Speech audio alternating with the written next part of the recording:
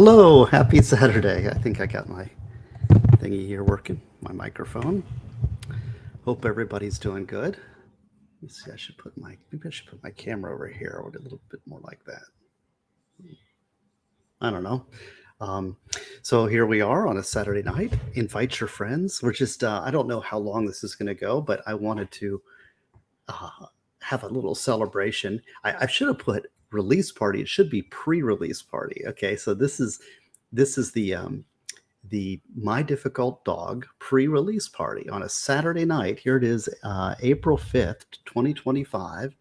And if you remember, we had a contest to see who would illustrate My Difficult Dog. And we had a couple finalists.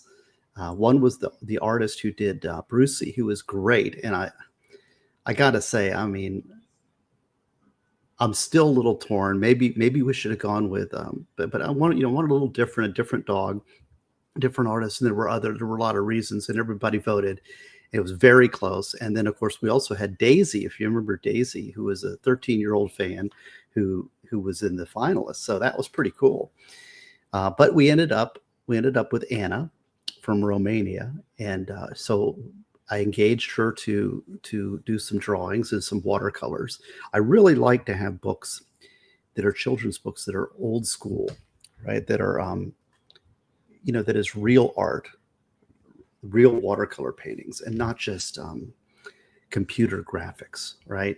So she is a real watercolor artist. She converts it into a digital format, but it's real watercolor art, and I think that gives it some life and some energy and a certain realism. And of course, and thank you to the people that supported me on my Give, Send, Go program, who helped me get some funding to do My Difficult Dog.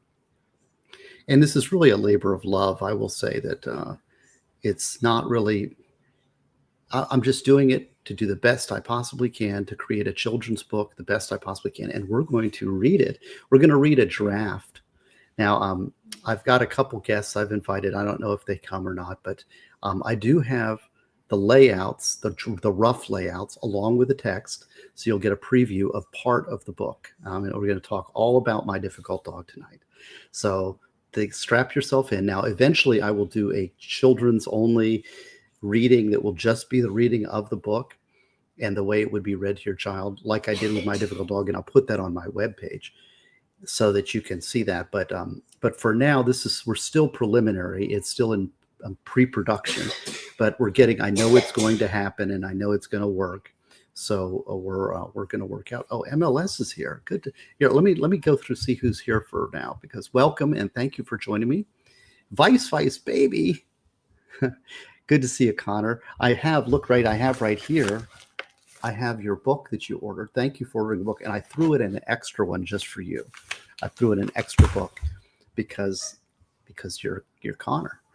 You're Vice baby. And so you'll get a bonus. So it's like one's the one you bought and the other one is going to be a gift. And we got Christine. Hi, how are you? Christine's Courtroom, a new member. Thank you. And Shane Souza, ever loyal Shane Souza. And then Slidey Pie's here. Slidey Pie. Oh, I got to tell you, Slidey Pie, you remind me. I've got Slidey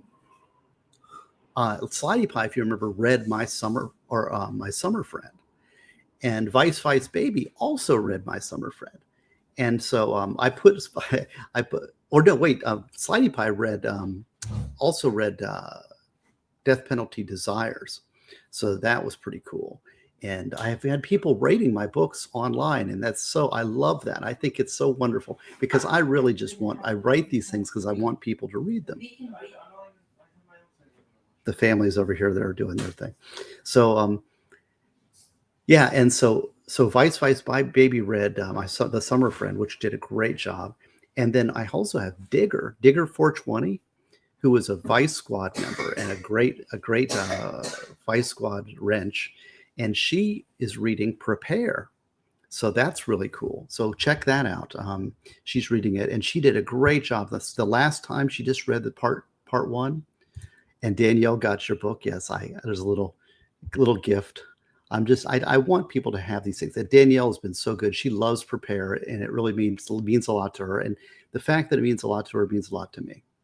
And Colorado Mountain Girl. Hi. And Kathy's here. Hi, everyone. I ordered my books. Yes, I ordered 2. Oh, you did? Yeah. And a few people ordered. I didn't see that new order, so thank you.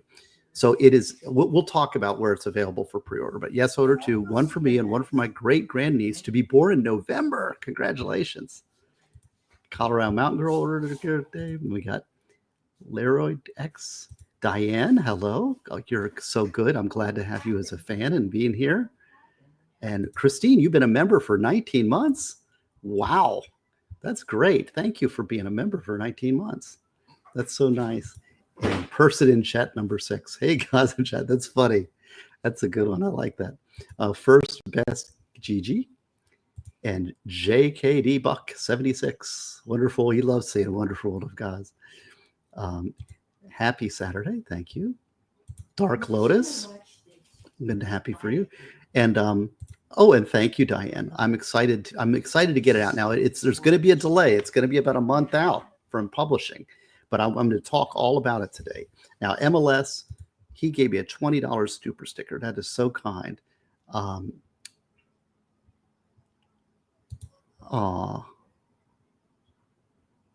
MLS is standing in courtyard dressed in a tuxedo. Well, that you're all dressed up and nowhere to go.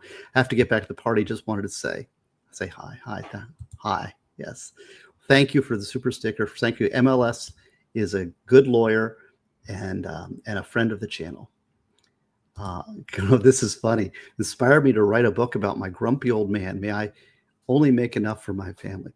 Yes, and you can go on 99 Designs to find artists. I've had success there. I wrote My Difficult Husband as an autobiography, and my wife loved it. That's funny. That's very good.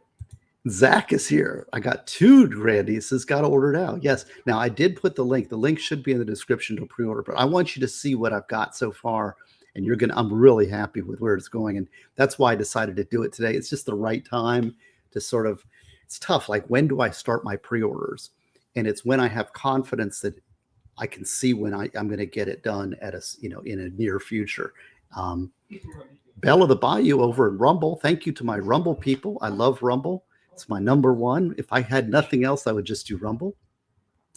And Alabama Rose. Boy, look, everybody's here. Thank you. And Zach again. I thought I was a decent uncle. Turns out I'm a great uncle. Zach is a great uncle. And yes, Slidey Pie. See, she's a Rumbler also. And would you keep monitor if somebody like Rumble rants, tell me, because I don't think StreamYard picks up on Rumble rants. So yell at me if I miss somebody. I'll try to keep up with the chat. I love the chat, and that keeps me coming back. So yeah, okay. So that's where we are. I want to share. So let's get right into it, because I know you guys are interested to see what we've been up to. So I've been doing some trucker streams, and I've been doing some different stuff, but in the background, in the mix, has been Anna working on My Difficult Dog. So I am going to share with you. Let's see. Yes, this. Can you see it? Okay, so let's go through the story. Can you see this? All right. So here's the opening page. So on the right-hand side, this is going to be pretty large format, and we're going to have it soft cover and hardcover, and it's going to be 8.5 by 11. So the whole book is going to be as the size of a sheet of paper. So it'll be a little bit larger format than my usual books.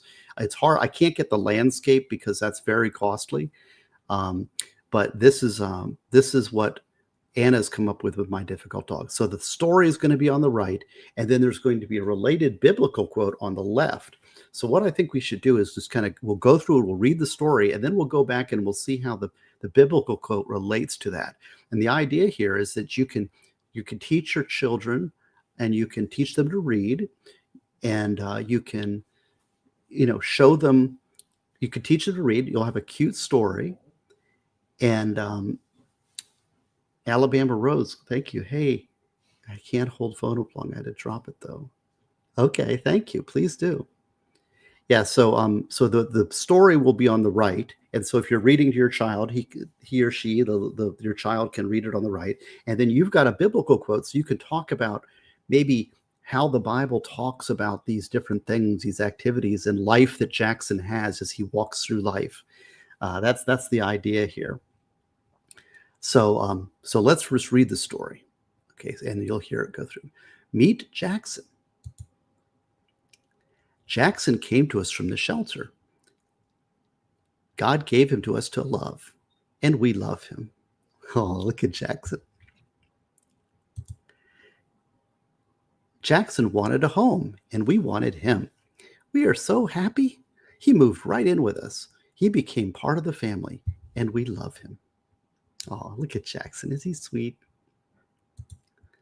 Jackson's fluffy and cute, and he tries hard to be good. But he can be a difficult dog, as he is imperfect. Oh, there's Jackson. He's difficult. Jackson begs for food at our table. Stop begging. Jackson just does not listen to, but we love him nonetheless. Jackson chews up our napkins. You have made a mess. We clean up the bits of paper, but we love him nonetheless. Jackson runs away. Jackson, Jackson, we call. Jackson finds his way back when he chooses, but we love him nonetheless. Jackson scratches the furniture. Stop that, we scold. Jackson does not understand our ways, but we love him nonetheless. Jackson howls at night. Go to bed, Jackson. Jackson decides when to keep quiet, but we love him nonetheless. We look over you. You bring us joy. We know you are not perfect, but we love you nonetheless. God looks after us. We bring him joy. We are not perfect. We are just us. But he loves us nonetheless. Okay, so that's my difficult dog. What do you think? I think it came out really good. I think that there's a lot of tweaking that needs to go between here and there to get it right. But that's the framework of the story, and I think Anna did a really good job. There's a few little tweaks. What do you all think? Is that a good children's book? Now, here's the thing that's missing, okay, that I think that that a lot of children's books have, because as you know, I'm Catholic, and the Bible has got a lot of great wisdom in there and lessons. And if you've read Prepare, and if you've heard me talk, I think one of the big flaws in our society is that we are bad about transmitting our faith onto our children generally. And a lot of that comes, what happens is maybe we say go to church or talk about it, but sometimes we infantilize Christianity to the point that it becomes a fairy tale. It becomes like Santa Claus and Easter and Jesus, right? And what happens is children, when they grow up, they say, oh, wait a second, that's all garbage. And they start questioning, they toss out Christianity because they see Christianity as a child's view of Christianity. Is like Christianity is some gray-haired guy in a sky, and this child's view of and so we fail for that too. Like, and then also a lot of our children's books are very heavy-handed in religious wise. So it's like, Christ loves you, and he's sitting down with the lions and the sheep, and I don't know. There's this over heavy-handed. So I don't think that story is necessarily. If you could just read that story in isolation, it wouldn't necessarily be a Christian story. Near the end, it is, but it's not. But it's a good story nonetheless. But every scene and every panel and every word of that story has a connection to a biblical quote and a biblical lesson, right?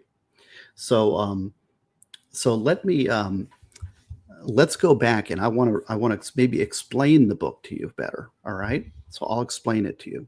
so that you can better understand what I'm trying to do and how you could share it. And you could, when the child is you're reading to him, you can say, talk about these lessons, maybe moral lessons through the book. Let me see here. One moment.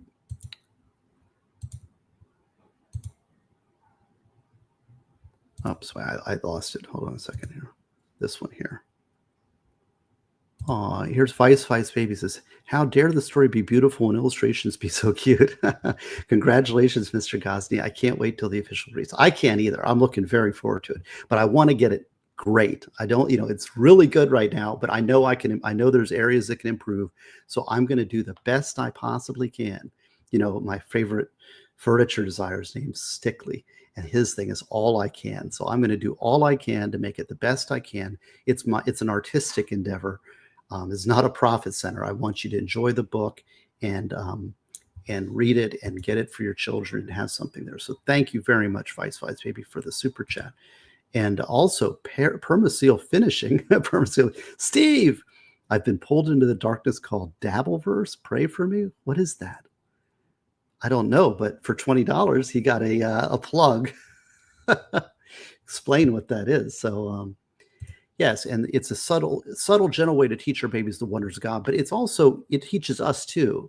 And I think that, to me, Christianity is an everyday thing. It applies to everything you do in life. It is everything we are. And so every story should have meaning, and what we do has meaning. And this is why I think a lot of books, they say, I'm going to write a Christian story. And it's like force feeding, and then the story suffers. And same thing with or it becomes so secular and it kind of becomes divorced from reality. I think there's a real void in the market for people who want a good children's story with a message that aligns with theirs, that's also not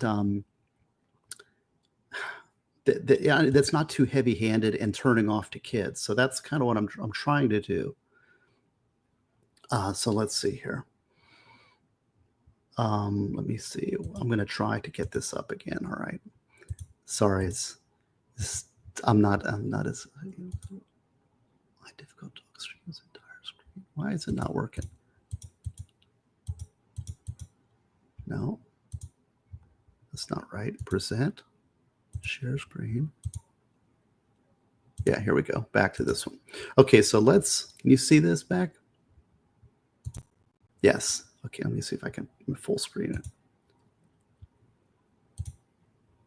How's that? Okay. All right, so meet Jackson. Well, actually, you know what? I can't see the one second. I've got to get this right. Okay, it doesn't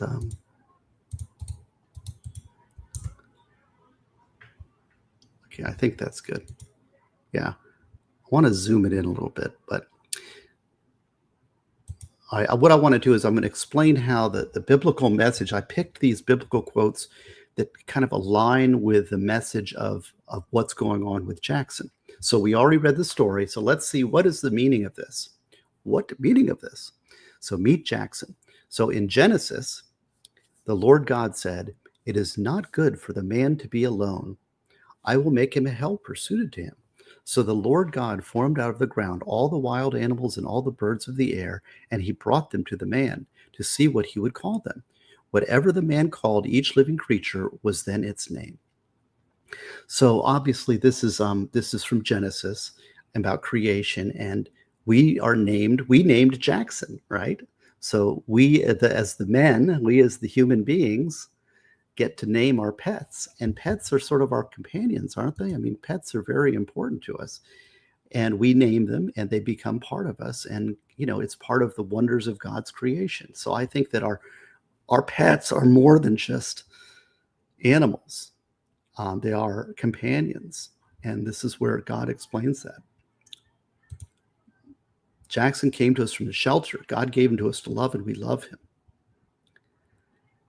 All right, so from Luke, I have two quotes here. Luke 2:7, she gave birth to her firstborn son. She wrapped him in swaddling clothes and laid him in a manger because there was no room for them in the inn. So even Jesus came from humble beginnings, right? So here's Jackson in the shelter. And, he's just a humble creature of God. And God came to us as a humble servant and in a manger. And there was no room for him in the inn, sort of like there was no room for Jackson wherever he comes from. And then here I have this quote from John 13:34. I give you a new commandment, love one another as I have loved you, so you also should love one another. So that is the commandment from God. And so here we have a little doggy coming from the shelter that God gave us to love, and we love him. I know. All right, let's see. Jackson wanted a home and we wanted him. We are so happy, and he moved right in with us. He became part of the family and we love him. So Psalm 36:7 says, your justice is like the highest mountains, your judgments like the mighty deep. Human being and beast you sustain, Lord. And then John 10:14 says, I am the good shepherd, and I know mine, and mine know me. So I'm sorry, got people background here.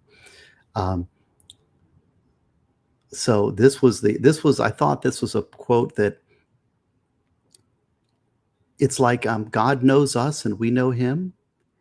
And sort of the analogy is kind of Jackson moves right in and he's part of us and he becomes part of the family. And that's the same thing that happens when we bring in a pet.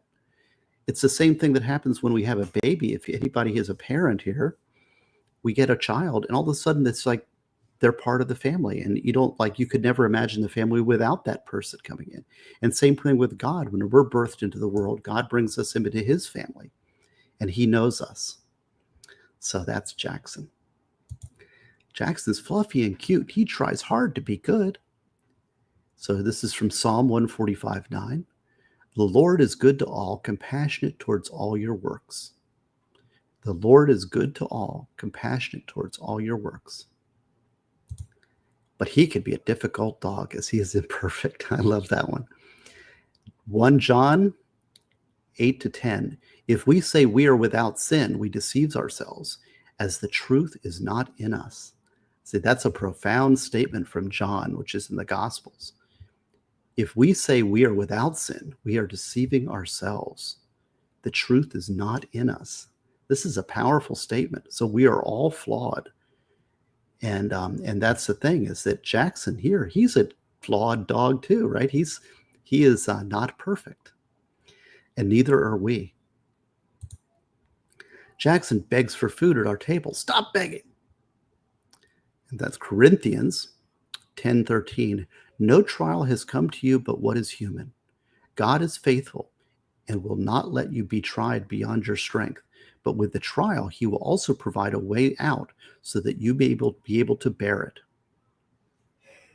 No trial has come to you but what is human. God is faithful and not let you be tried beyond your strength. But with a trial, will also provide a way out. So here's the thing. So this is a trial. All these little sins and all these little imperfections are trials that are given to us as human beings. And it's a test of this creature of like, it's difficult, but it's also part of our flaws. And we have the strength to deal with the flaws of each other, right? So here, I love this. Jackson just does not listen, but we love him nonetheless. And John 3:18 says, children, let us love not in the word or speech, but in deed and truth. All right, children, let us love not in word and speech, but in deed and truth. So this is how we act is more important than what we speak. I mean, we shouldn't speak ill. However, if you speak one way, but you act faithfully, that's important.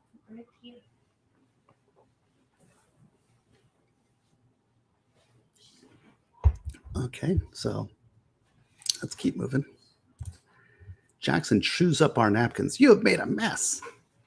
Luke 12:15 Take care to guard against all greed, for though one may be rich, one's life does not consist of possessions. And I'll say it, this one, oh, Anima, good to see you. We're in Rumble. Nice to see you. Thank you for coming. This one is, I will say, this one has a real personal meaning to me. And my dad was a real possession freak and was very picky about things. And he had a very good friend named Scotty, Joe Scotty, who was a great man. I love Joe Scotty when we called him Scotty. He's a little Italian guy, had these big muscles. He was actually a strongman, circus performer, hobo in the 20s, and he used to smoke these pipes. And he was just he had no interest in possessions at all. And my dad had everything, all this nice carpet, nice everything was clean, and he was hyper protective of all this stuff. Well, Joe Scotty was like his best friend, his oldest and best friend. And Scotty would come over and he would light this corncob pipe up, and he would talk, and the pipe would flip up and down, and the ashes would shoot out of the pipe, and it would go all over my dad's carpet. And he would, my dad would get nuts, but Scotty was making a point that I am your friend and I'm more important than these possessions. And I loved Scotty for that, because I'm a believer in that also. I mean, our stuff is nice and we love our stuff. But also remember that Luke 12:15, take care to guard against all greed, for though one may be rich, one's life does not consist of possessions. I think it's a good message. There's a little side story. We clean up after bits of paper. We clean up the bits of paper, but we love him nonetheless. So here's Jackson over here. Ephesians, and I love Ephesians. Ephesians is one of my favorite books of the Bible. MGLaw, thank you. Good to see you. You kind of come on. I sent you a link. For by the grace you have been saved through faith, and this is not from you, but it is a gift of God. So this is the thing. Even though he's difficult and imperfect, he's here. We clean up after him. Why do we clean up after him? We love him nonetheless. It's just a gift of love, right? God gives us his love by grace. We're loving Jackson by grace. Didn't get the link. Hold on a second. I'll check. I got to go, because MGLaw is in the chat here. But let me see. I sent it to you on Twitter.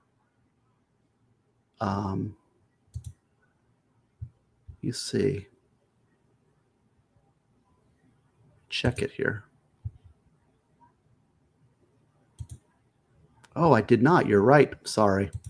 Okay, hold on. I'm going to send you a link right now. So, because MGLaw is the one that kind of inspired me to get this book done, because his children, he says he reads them to his children, My Difficult Dog, and I think that's just wonderful. All right, here you go. I just sent you the link, MG. So let's finish up here. We've got all right, so the gift of God is love, right? Jackson runs away. Jackson, we call. And John 1:7. But if we walk into the light as he is in the light, then we have fellowship with one another, and the blood of his son Jesus cleanses us from all sin. But if we walk in the light as he is in the light, then we have fellowship with one another, and the blood of son Jesus cleanses us from all sin. So, all right, so we're running away from God, maybe, the commandments of God, but our faith with Jesus cleanses us from our sin. And this is one of my favorite ones here. Jackson finds his way back when he chooses, but we love him nonetheless. And this one is from the parable, which was actually in church yesterday, or in last Sunday. Our preacher read this Luke 15:32, which is the prodigal son. But now we must celebrate and rejoice, because your brother was dead and has come back to life again. He was lost, he's been found. So when Jackson comes back, we're happy, right? Celebrate.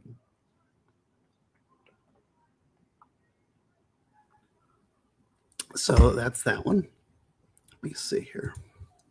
And Jackson scratches the furniture. Stop that, we scold. And here we have Titus 3, 4, and 5. 3, 4, 5. But when the kindness and generous love of God, our Savior, appeared, not because of any righteous deeds we have done, but because his mercy saved us through the of rebirth and renewal by the Holy Spirit. Again, making the point of God's love is a gift. And Jackson does not understand our ways, but we love him nonetheless. Isaiah, for my thoughts are not your thoughts, nor are your ways are my ways, oracle of the God, of the Lord. Jackson howls at night. How? Go to bed, Jackson. Ephesians, again, I love Ephesians. Address one another in psalms and hymns and spiritual songs, singing and playing to the Lord in your hearts. Oops, MG just showed up. Hi, MG. How are you? Let me finish up the book here, and then I'll bring you right on. See what you think. I want a reflection of a real fan, because tell me what you think. Jackson decides when to keep quiet, but we love him nonetheless. And that's Zephaniah 3:17. The Lord your God is in your midst, a mighty Savior, who will rejoice over you with gladness and renew you in his love, who will sing joyfully because of you. We look over you, you bring us joy. We know you're not perfect. And Romans, all have sinned and are deprived of the glory of God. But we love you nonetheless. Ephesians, for by the grace you have been saved through faith, and this is not from you, it is a gift of God. It's all the same. It's the same point, but that's the thing. The theme here is God loves us despite or even because of our imperfections, right? God looks after us. We bring him joy. We are not perfect. We are just us. So be imitators of God as beloved children even. But he loves us nonetheless. And here's John again. As the Father loves me, so I love you. Remain in my love. So what'd you awesome. think? I love it. It looks great. It's great. Yeah. Well, thank you for inspiring me. Well, you're a fellow Catholic man and a man of faith, yes, and a fellow lawyer over in Oklahoma, yes, and you have children, and you sent me some nice comments privately and otherwise that your children really love Bruce. Oh, they do. They love it. So they can't. When I mentioned today that you were starting pre-orders for it, they're like, "Oh my gosh!" and that enthusiasm, and I love that, and I love the fact that there's kids that benefit from it, that I'm writing, and that it has a place in people's homes and hearts, and I'm spreading the word of God through a medium, and through I wrote the words. I have an artist that I selected. I have sort of an artistic vision, and it makes me. I'm telling you, and I'm not making it. I'm telling you, it's on the channel for all to see. Your enthusiasm and your sharing about your children has inspired me to finish this project. Yeah. I was saying, they love, and my little volcano's not going, they love when I play you reading this from a couple of years ago, because you read this on stream like two years or so ago. Well, when I first released Brucey, the one I'd wondered on. Yeah. Well, it was before then. You read it. It's about 2 years ago now. I read My Difficult Dog. You read My Difficult Dog. Okay. On stream, and you had Jackson in your lap. Oh, okay. You were reading it. It was funny because he's just sitting there, like, he's so cute. I know he looks cute. Like, we look cute too, but not we're difficult. And so they love that. I mean, and even after, they'll just randomly like, can we watch Puppy Dog, story? And I was like, yeah, I'll pull it up, find it on Rumble, and pull it up, and well, watch it. I'm going to do like a separate stream just reading the book. Once I get it in hand and I can show it, I'll do it like I did with Brucey. But I've got so let's talk. I've got the pre-order. So the pre-order is going to be for the hardcover first edition autographed version from my website. So that's what's available right now. You can pre-order this book on my website, stevegosdy.com, right over here, and it's in the description. And so I've got it there. It's probably about a month out from being actually published. I hate to say it but Anna had to take a vacation, and we just couldn't meet the deadlines that I had met. And I'm not completely happy with some of the markups, and there's some details. And also, I will say that this is half the book. Half the book. Oh yeah, you mentioned you're gonna have where it's gonna have actual like stuff about Jackson and right. So the other half will be a part 2, which will be the real Jackson. And I thought about maybe I just leave it the way it is, but I think the fact that it's a real true story exactly has sort of, it's sort of like faith. right? Because on the one hand, it's like, okay, this is just a silly kids book, and it's yesterday's news. When I grew out of that book, no, it's a real dog who really does these things. It's a true story, just as the faith part of it is true. Mm-hmm. So too is Jackson. So too is the story. So I thought it added to the message of the book and the power of the book. And believe me, Jackson is very cute. He's very difficult, but he's very cute. Well, he was trying to jump out of your arms on stream and give some treats. Oh, he's obsessed with treats. So I'm going to tell you about that. That's part of it too. And I see. It's Law of Self-Defense is here. Yes, Andrew's here. Yeah, and he's got a link too. Do you have a link, Andrew? I invited a few friends on, just a few close friends. But MG, I'm really happy you could make it because we've had a busy day. My daughter had a state taekwondo tournament this morning. And she finished first place. So she's a state champion in her age division. Wow. And so it's been a long day. So I got a few minutes before I have to put the kids to bed. But it's been gone most of the day. So how do you like how Anna did the art here on the the art's awesome. Yeah. It looks good. It's don't you love the real art, yes. The real art. It's like there's so much computer art, generated art. It's AI. I had an AI version. I don't know if you remember the AI version. That it's sort of you did. I think you showed some of that. Yeah. But it just wasn't great. Not the same. And I want it to be great. I want it to do the best I can possibly make it. That's the thing. When I have a book, this is the best I can possibly. I'm obsessive about it because nobody's even buying my books anymore. I gotta say, I'm sort of, but even that's true. I've gone back and my wife has this program called Grammarly, which has this. Not only does it have editing as far as grammar goes, it's really good. And I went through every book that I have and redid it, running it through Grammarly to make it more readable.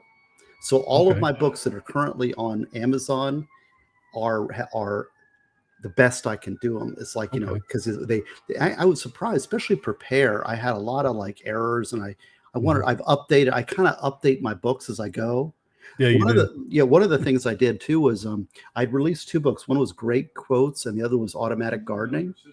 You remember those? Yeah, I two? think I saw the gardening one on. Yeah. Well, both those books are now part of Prepare. Okay. So the current version of Prepare has Great Quotes and Automatic Gardening within it. So that's cool. Yeah. So anyway, let's see. What other comments? Do you have any questions, my friend? No. This is be about a month out before it's going to be ready to ship. So I can't wait to get it. I will show you. Awesome. Let's show everybody how to find it on my website because that's. Yeah, I did get. My daughter has a little Kindle reader that she got, one of the Amazon Kindle kits that she got for Christmas, and so I noticed you had put the digital version of Brucey on your website, yes. So I got that and figured out how to load it on. You have to with Amazon, you have to email it to you. There's a way to do it. So I figured it out and got it on there, so she reads it quite a bit. So let's go ahead and share this. Oops, that's not right. Okay, I'm going to share this one. How do I do it? Everything's tricky. Oh, here we go. Okay, so if you go, can you see that? There it is.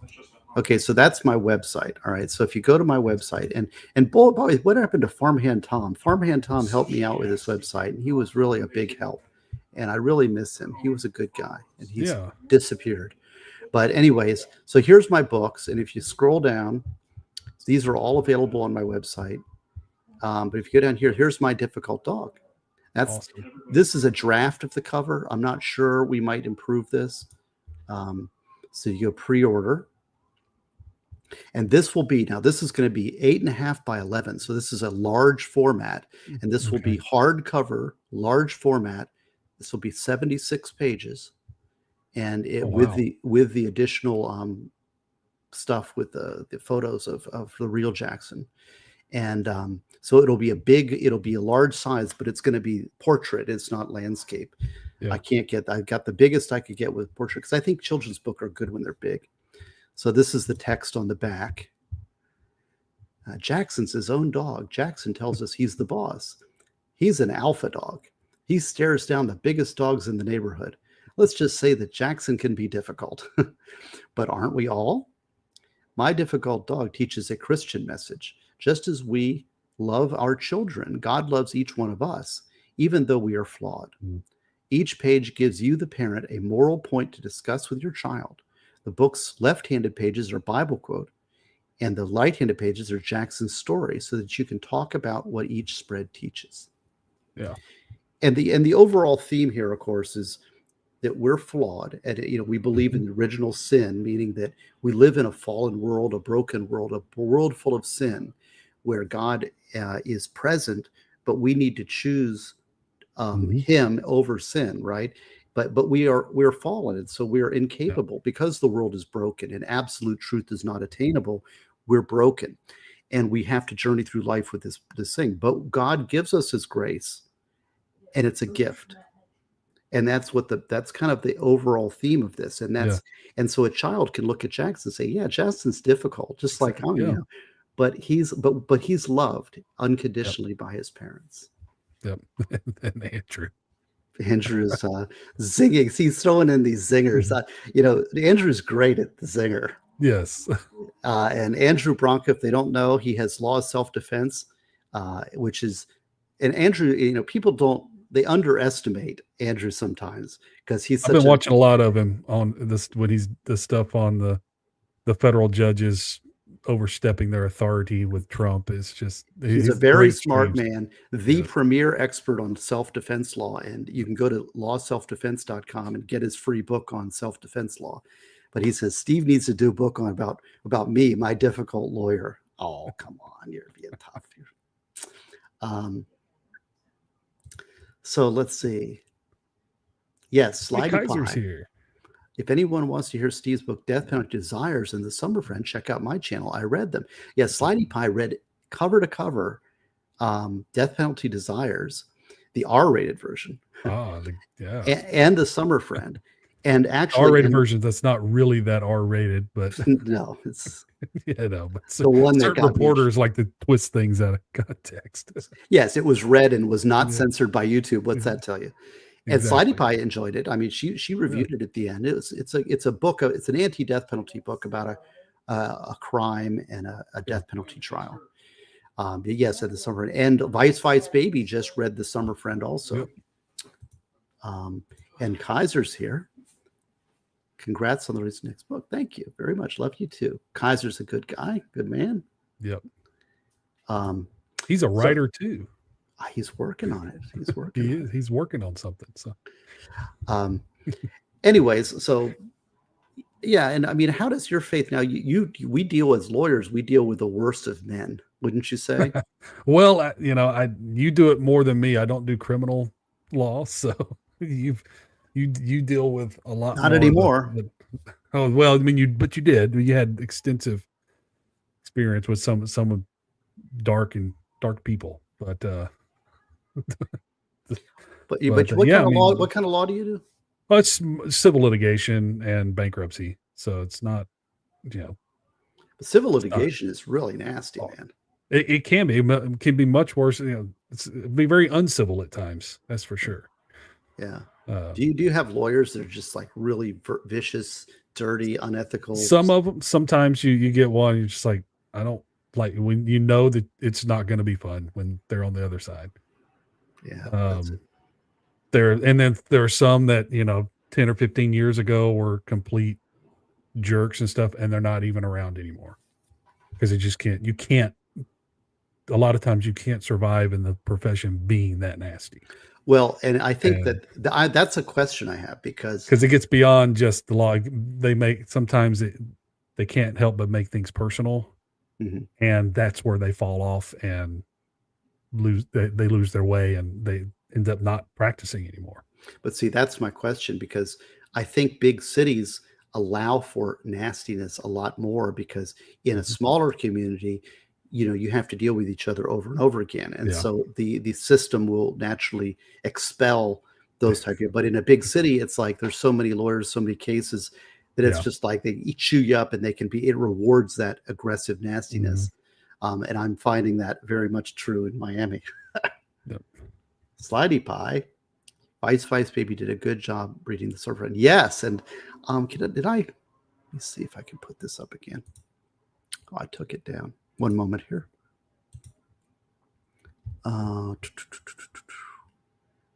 This gets this is.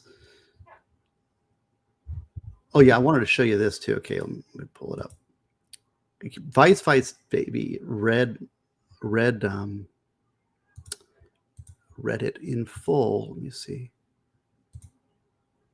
Yeah. And see, you can, this is where my books are all up front here. But there's me reading Brucey. Yeah. And then here's Vice Baby reading The Summer Friend. Yeah. Isn't that neat? I wanted to put Digger 420 up here, but I can't work that link, to her reading it there. But go check out, there's Jose Baez reading Death Penalty Debates.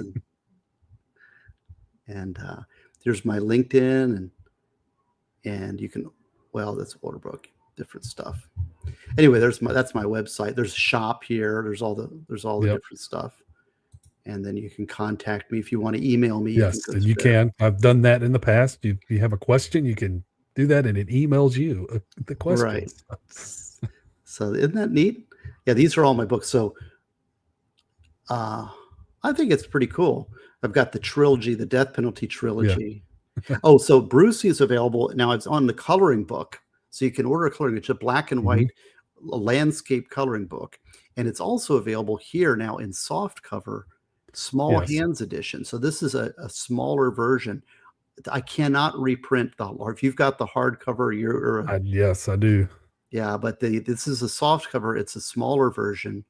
And then I'm going to have, that's why I'm making Jackson in portrait, because I can print it in a large format portrait. Yeah. And for those of you that have, handheld device like tablets and readers and stuff, Brucey is available for that too, and digital. So you can put it on your tablets, and I said my daughter has it on her Kindle. So Kaiser's reporting that he's writing. He's inspired. I love it that I'm inspiring her to write this. Counting. Oh, excellent. Crazy. Well, I'm looking forward to what you have to say. Yeah, he's been furiously writing the last month or so. So. What do you think of that? Yeah, pretty much. I mean, I don't do a lot of Chapter 11 corporate stuff at all. It's mostly individual. You mostly do Chapter 7?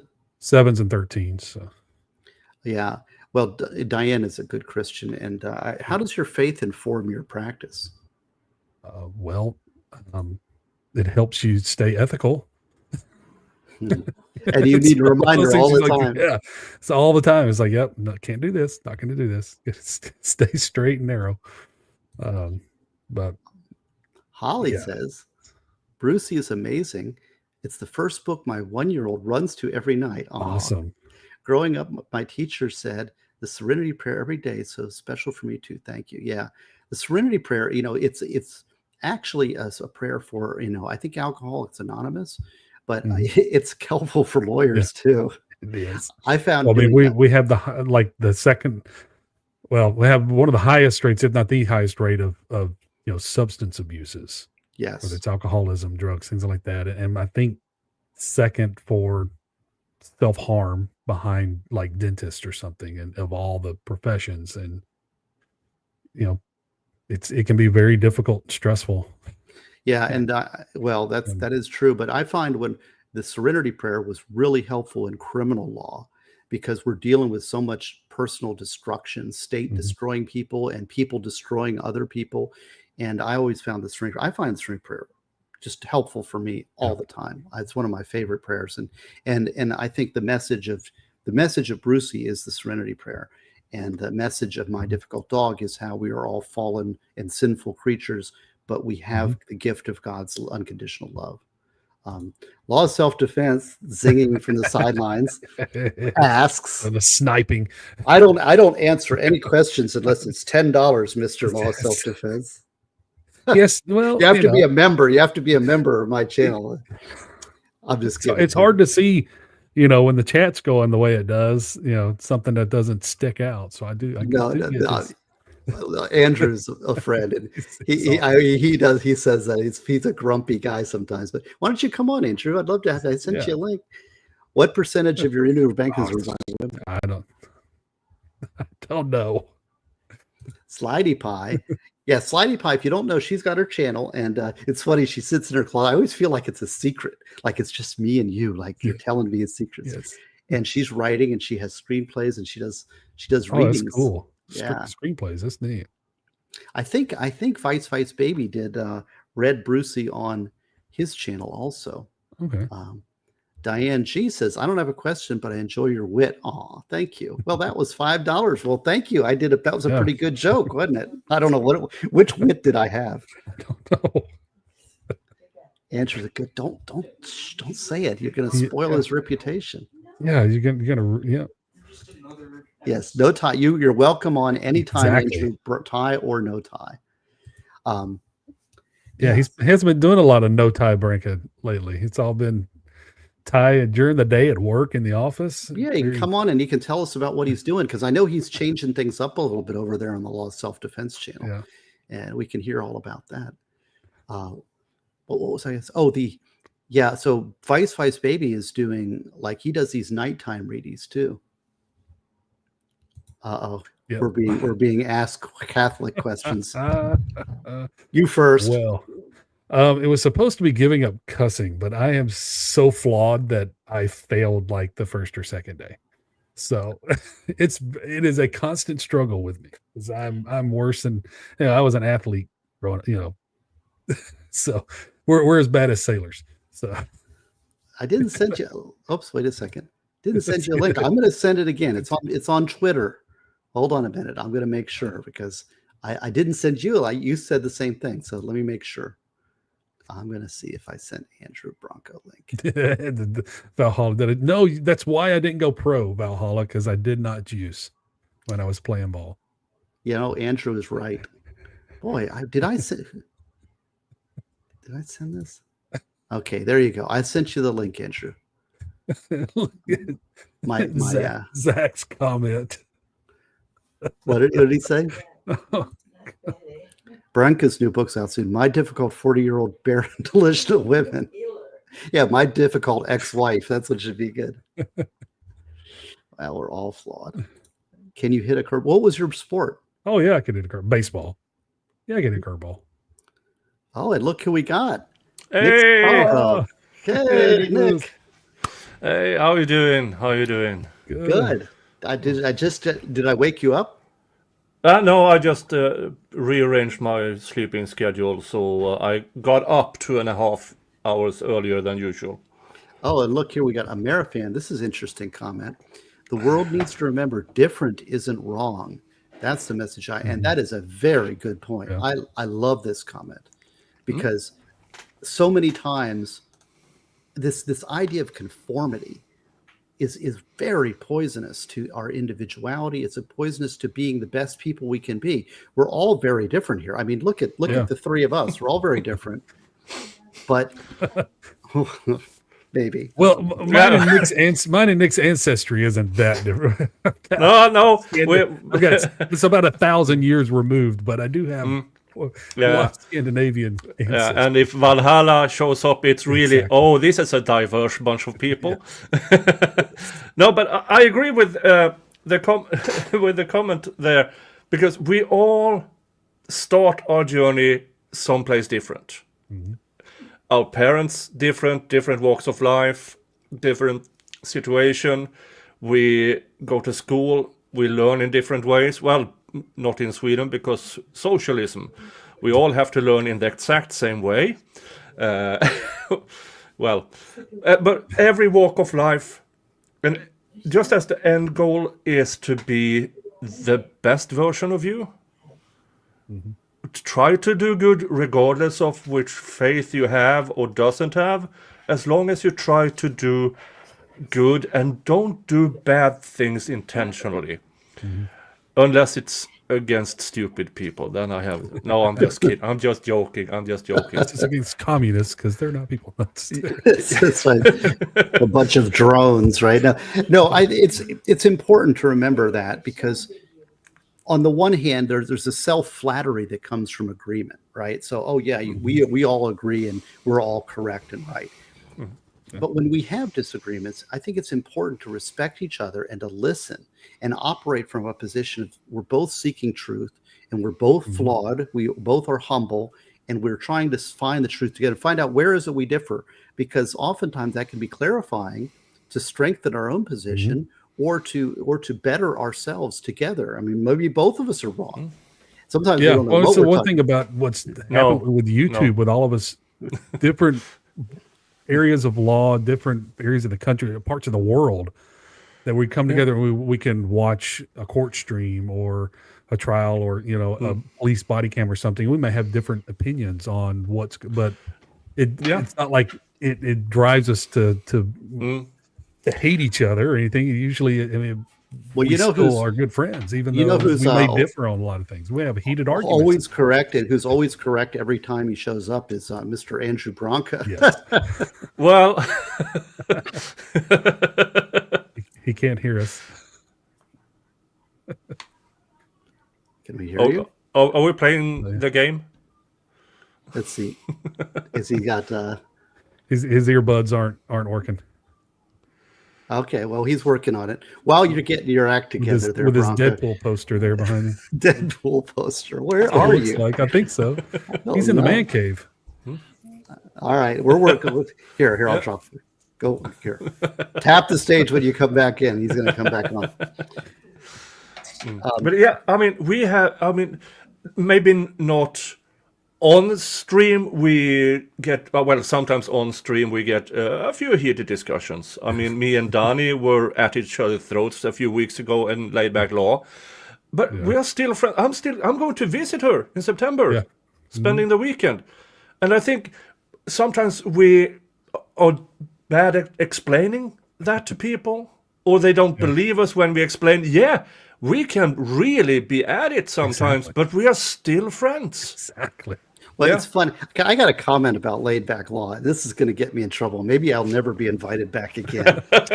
But I was on Laid Back Law this last Friday, and I will say that we started talking about Trump's tariffs, and I will say that nobody knew what they were talking about. We all sat around and everybody blew their, talked, and they said, "Oh, this is what it is, and this is what it is." Yeah. Nobody has any clue what he did to what country and why or what was going on. Everybody was operating completely ignorant, but they were talking like everybody knew what they were talking about. I was like, man, everybody here, you don't know what you're talking about. But we talked for 20 minutes on it. So. Yeah, I mean, I spent 3 years in the European Union as a documents analyst. Way back then we were starting about an agreement regarding copyright to get the copyrights somewhat aligned with each other between the European Union and United States. So I read that. So I do have some with at least the international trade and international agreement. So I have a basic understanding in how that works once you get to a negotiation. This time it wasn't a negotiation, but yeah. Well, but part of it, I had read I was thinking about spouting off on that topic because I had read an article about that the Trump tariffs were related to trade deficits and not reciprocal tariffs. Yeah. But I just read one article, and it's like, is that true? I don't know, and I don't know anything, and I don't know why he's doing it. I think I have a theory about what he's doing, but it's like we're all talking. We have no clue what's going on in this world. We don't know what is going on in this world. No. I mean, as I said, I spent 3 years in the European Union as a documents analyst. Even with that, I have barely any clue about what's going on because that is so many levels above any of us. So, Andrew. Okay. Congratulations, Andrew, on your Supreme Court certification. Yes. Thank you. That's very kind. I appreciate it. Yes. Yes. Awesome. Where are you right now? One day. I'm in our movie He's in the room. man cave. Let's say got Deadpool. Yeah. Are you a fan of Deadpool? I don't pick the posters in my house. This Well- is our home theater room. We got a big screen, and we have see if I can get it. Well, I guess I can't get it. It's a Wow, projector look at up there in the ceiling, and I need to visit Branca. I saw a bar. Or something resembling a bar. Right. You can trust a Swede finding a bar. Well, in a year I'll be in Tennessee, so I'll be out of Colorado. I Yeah. I got to stay with Andrew, and it was the most. I will say the most hospitable family. I was so blessed. I got really screwed by Frontier Airlines, who just I was out in Phoenix, and they just canceled the flight. It was like I had to fly back, and there was a hurricane, and they just said, "Okay, sorry," and they didn't give us anything. They just left us stranded at the airport in Phoenix, and I was stranded. You had to start a fist fight, Steve. Frontier is Exactly. like the Spirit Airlines for white people. It was horrible. Anyway, so I just called up Andrew, and I spent, I think, a week in Colorado. I have a bunch of friends up near Andrew, and Andrew, I stayed with Andrew, what, 3 days or so? Or whatever. But it was so much fun, and I love Andrew, love his family, and I'm really blessed to have you in my life. So thank you for being a friend and for being a good person. That's very kind, Steve. We're blessed to have you in our life. Oh, thank you. Did you get to catch any of the readings about My Difficult Dog? I saw a little bit of it. I did order a first edition. First signed hardcover. Signed hardcover. Get hard, Steve. That dog hard. Yeah. Steve, I can send you the money for it, but since I'm already showing up, I can collect it once I get there. Don't worry about it. You're good, man. Andrew, I can't wait. Valhalla. I see Valhalla's got. Actually, well, let's go to that. Valhalla's got a question. Branca's moving to Tennessee. Whereabouts? Actually, I think it's going to be near you, Valhalla. Oh, Yeah. I'm not. We're still undecided. We're looking at Nashville and we're looking at Knoxville. Okay.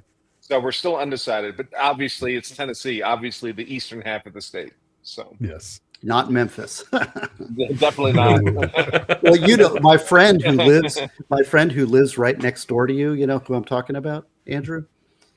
Yeah. Okay. He says the worst city. He's been to almost every major city. He says one of the worst cities in the whole country he's been to was on the other side, the Memphis area. He says that was just not a fun place for him to be. Memphis. Memphis. So I mean, I carry a gun every day, right? And there's lots of cities. There's lots of cities I wouldn't even consider going to without a gun. Memphis, I wouldn't consider going to without a lot of friends with guns. I mean, it's that dangerous a city. Yes. Heather May says, as a Christian, I find this conversation so uplifting. Thank you. I hear these two books, one based on the Serenity Prayer and the other that we are all sinful and fallen short of God. That's right. That's exactly right. And that's the point, is I want to have good children's stories that children will love, but that have in it values that are affirming values that we believe in and aren't fighting against us as parents. Something that we can share with our children that have our family's values infused in them.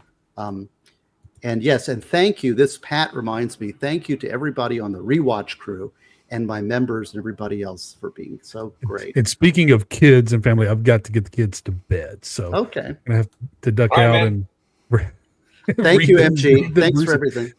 Thank you. We'll see y'all later. Good Well, I seeing had you. a question. Okay. And MG Law. Question for me. One question or before you. No, one Yes. more question Okay. for you before you leave. MG Law is an Oklahoma lawyer.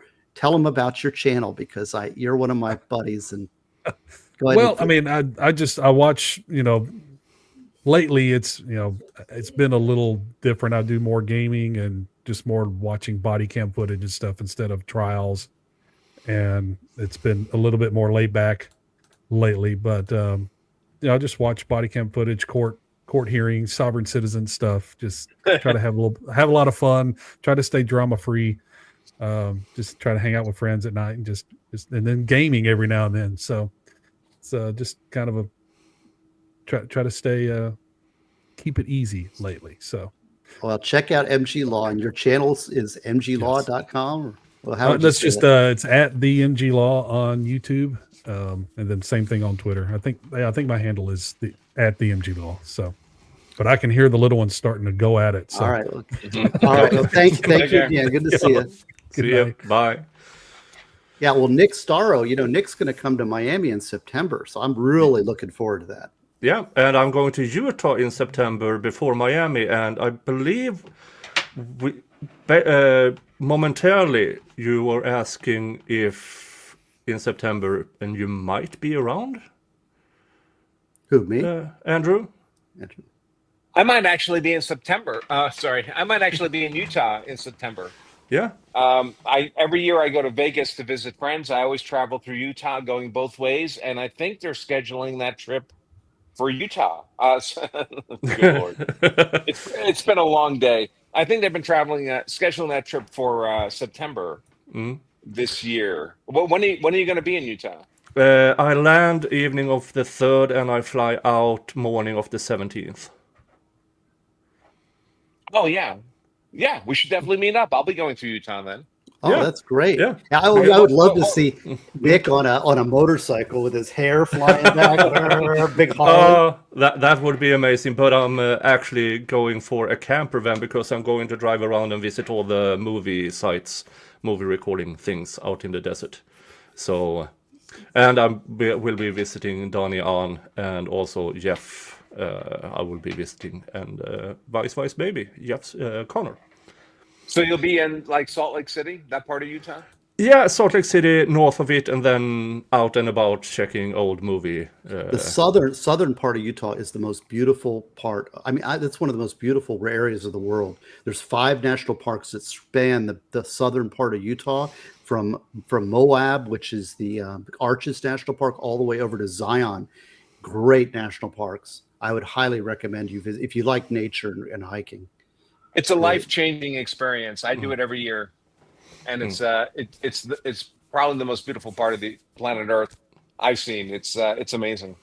MLS, I just sent you a link, and I thought I sent everybody links, and then I didn't, and then Andrew didn't, I didn't get a link. So anyways, you have a link, so I appreciate it. So he gives a $5 super chat.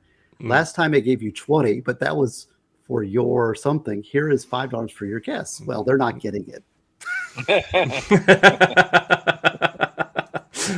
But here, by what we talked about earlier, here's a good example about people getting along who may or may not politically be very far apart. For instance, I am a classic liberal, not the way you United States understand. 19th century people who actually fought for freedom kind of liberal, not people fighting for the right to visit the other gender's changing room.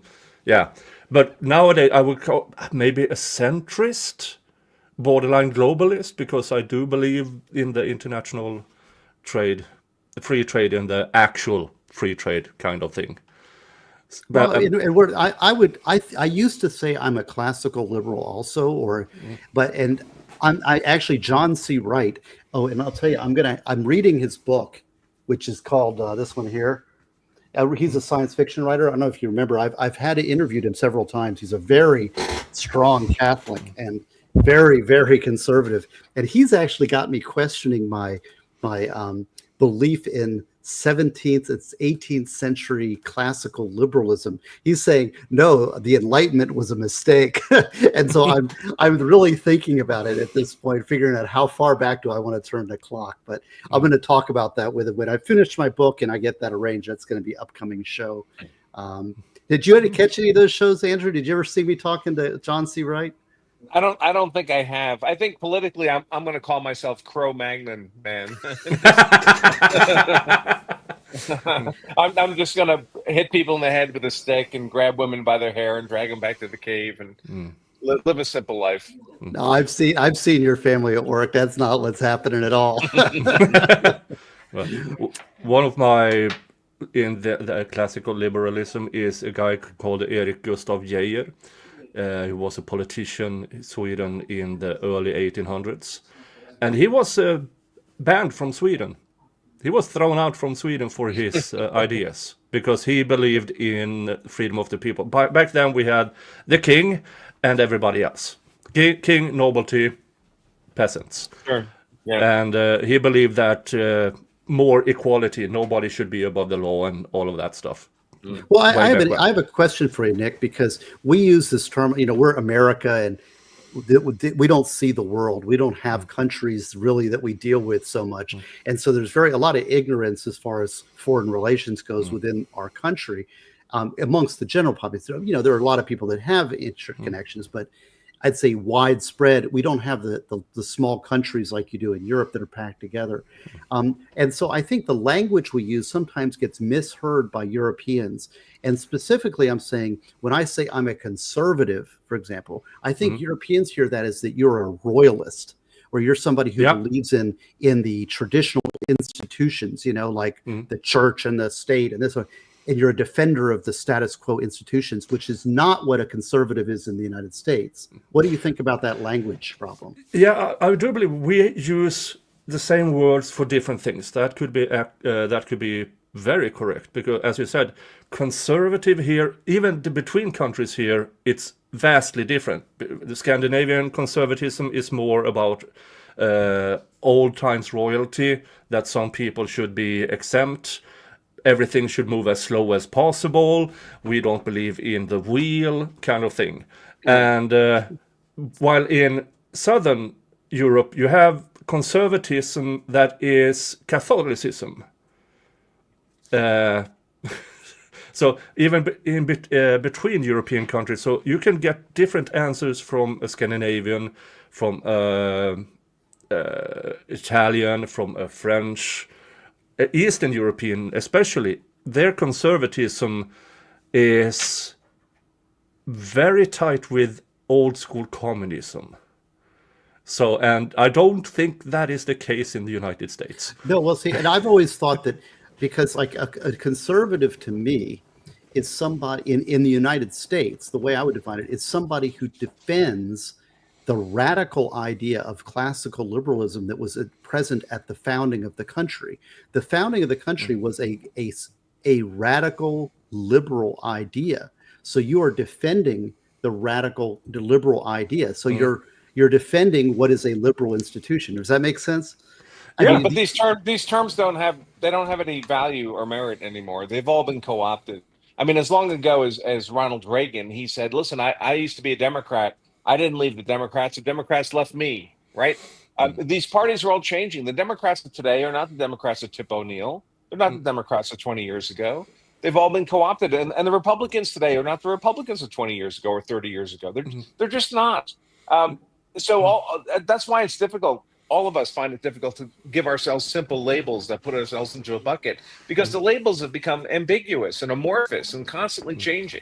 Right. Well, and you're seeing Trump utilize that because he is breaking up the status quo within the country and maybe even the world by redefining the divisions into this populist idea that he's pushing, maybe from the ground up, people, nationalism, and national populism, which is spreading right around the country and around the world. But he's redefining what is the old traditional Republican, William F. Buckley defined type groups.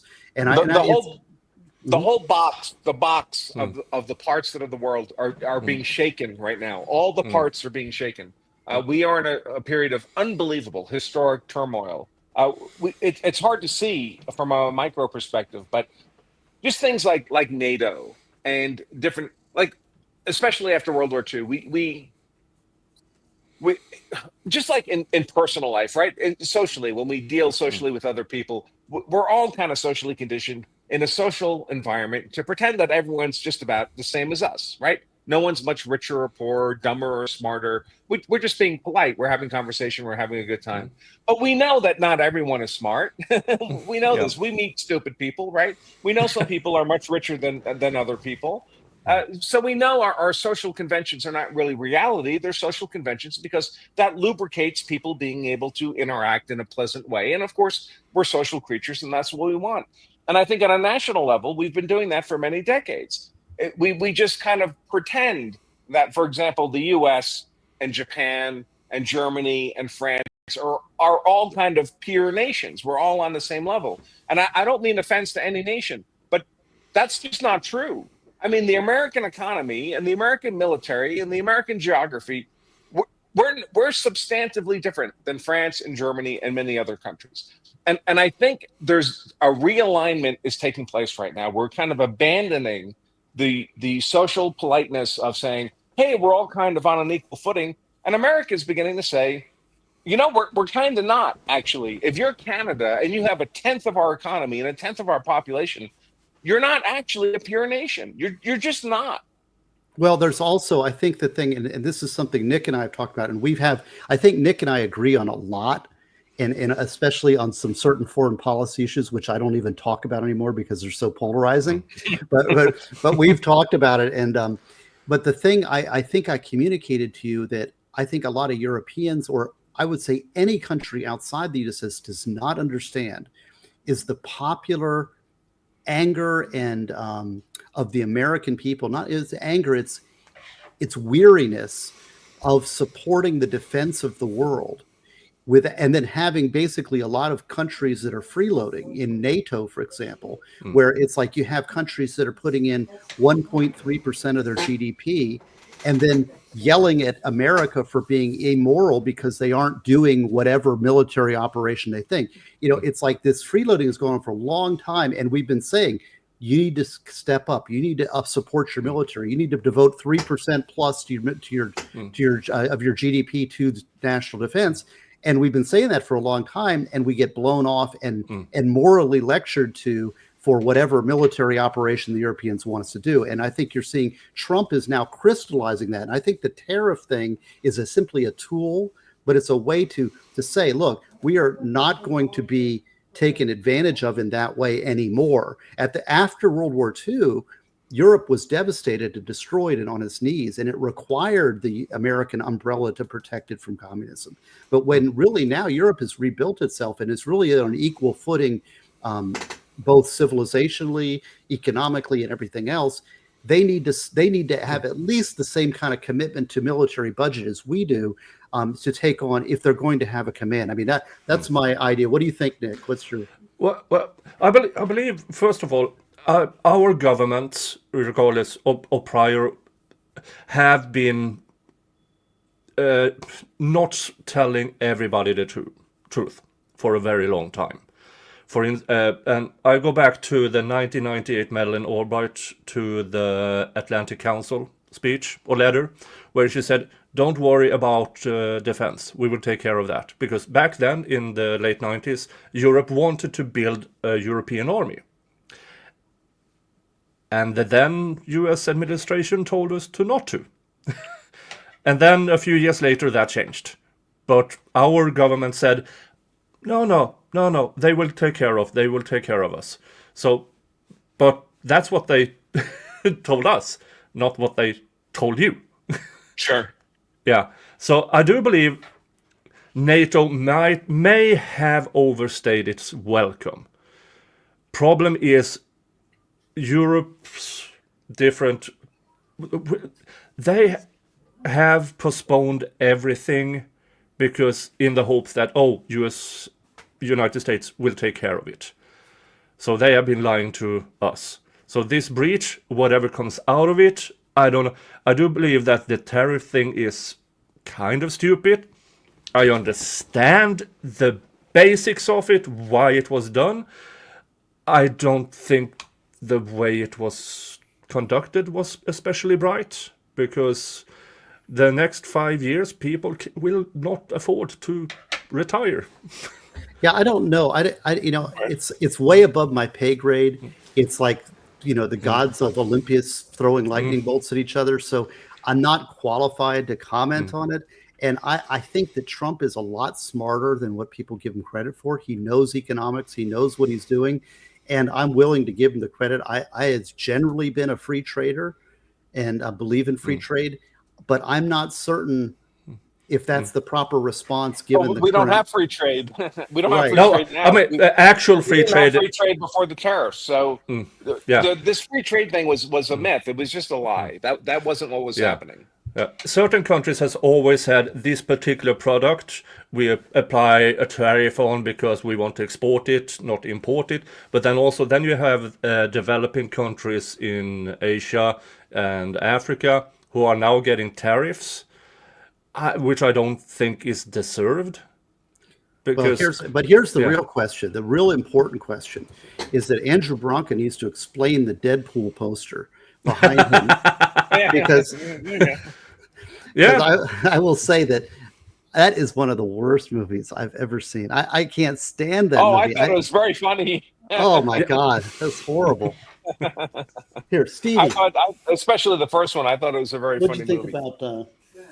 All right, he doesn't want to be. He's sick. He's actually sick right now. oh, No, we watched that But movie. one thing I would caution people to keep in mind, and I'm not talking here about Trump and the administration. I'm talking about the American people generally.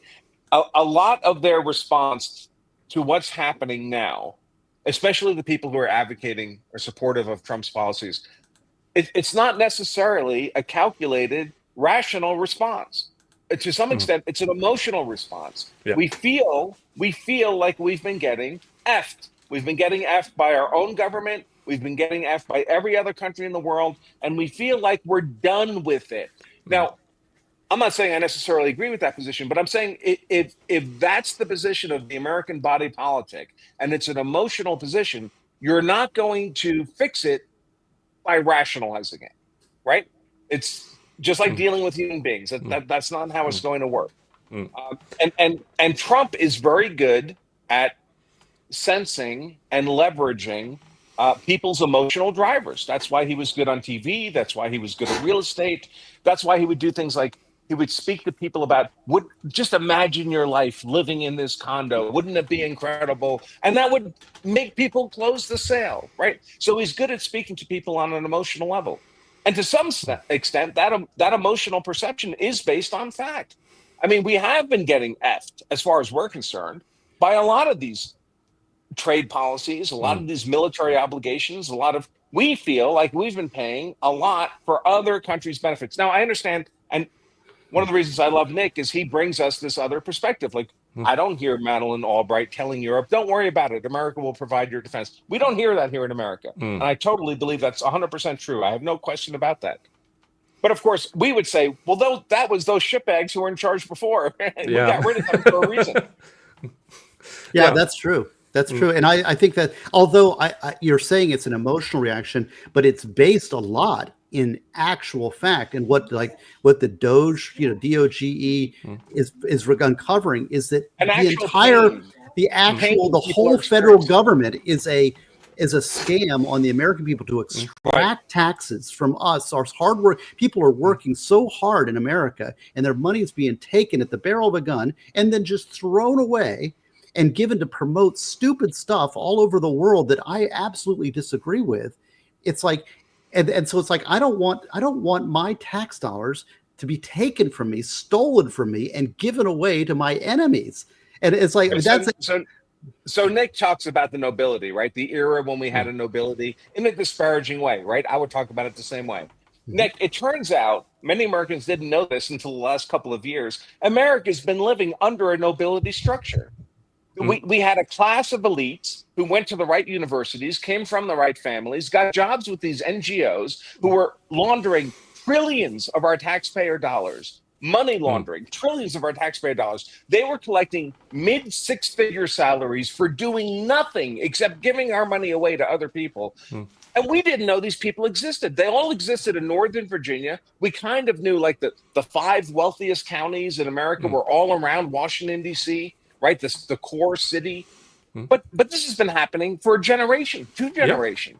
And so us normal people in America, we thought we were living within a constitutional order. We had a Congress, we had a president, we had a judicial branch.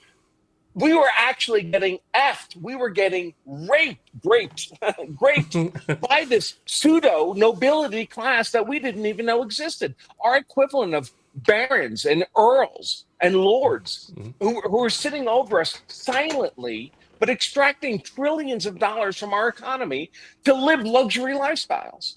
On that effect, Sweden has, I believe, the most dollar billionaires per capita after the United States.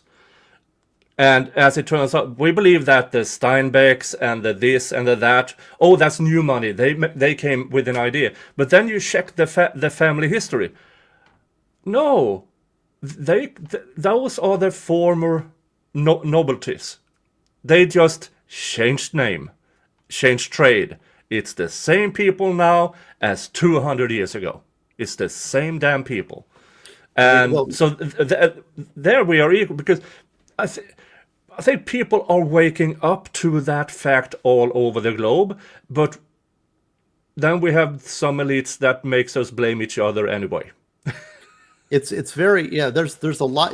That's why it's good to have kind of discussions between each other like we're having, because if we can't talk about these things in this little public forum that we have, then we're just going to have to listen to these corporate media and this thing. I don't trust any of them. I mean, I know Andrew, I know you, Nick, I know what you're trying to say, and we're trying to work these things out. But what Andrew is saying, I agree with 100%. These groups, it's like the system has been rigged against us and we didn't even know it. And and it's gotten so bad that now the people are rebelling. The hardworking people who are making this country run are saying no to these things. And included within that is all these extensive military operations that America seems to be spearheading. We're questioning, like, what is the real reason that we are involved in any of these things? And I don't think that's a bad question, because war is terrible. Now, I am also sort of, and Nick and I, we've talked about these things. I do think that we have a very important place in the world. I'm not an isolationist. On the other hand, we can't have our finger in everybody's eye and think that that's the way to get through the world. I think that's just a recipe for disaster. Yeah, and here is the hypocrisy of the nations within the European Union. I will take my own government, the Swedish government. Oh, we have to increase defense spending. Yes, we are going from 2.1 to 2.3 in the next 5 years. And I'm like, are you freaking kidding me? That's plain. Oh, we have to save Ukraine, and which I agree with. So we have given away a lot of redundant material that we had stockpiled, which is excellent. Now it's time to restock up, and nothing's happening. And I'm sitting here. I have to say, from America's perspective, we have a sneaking suspicion. I'm not speaking of your nation in particular, but that many of these European nations, when they say they're going to increase their defense spending, they're recruiting a lot of young people to work in nursing homes and calling them military. Does that make sense? I can't. I don't know. I can't disagree, because in the Swedish we have what do you call it, conscripts, mandatory military service. Although we only put in maybe 30,000 a year in that, but around 30% of those does civil duty, as in.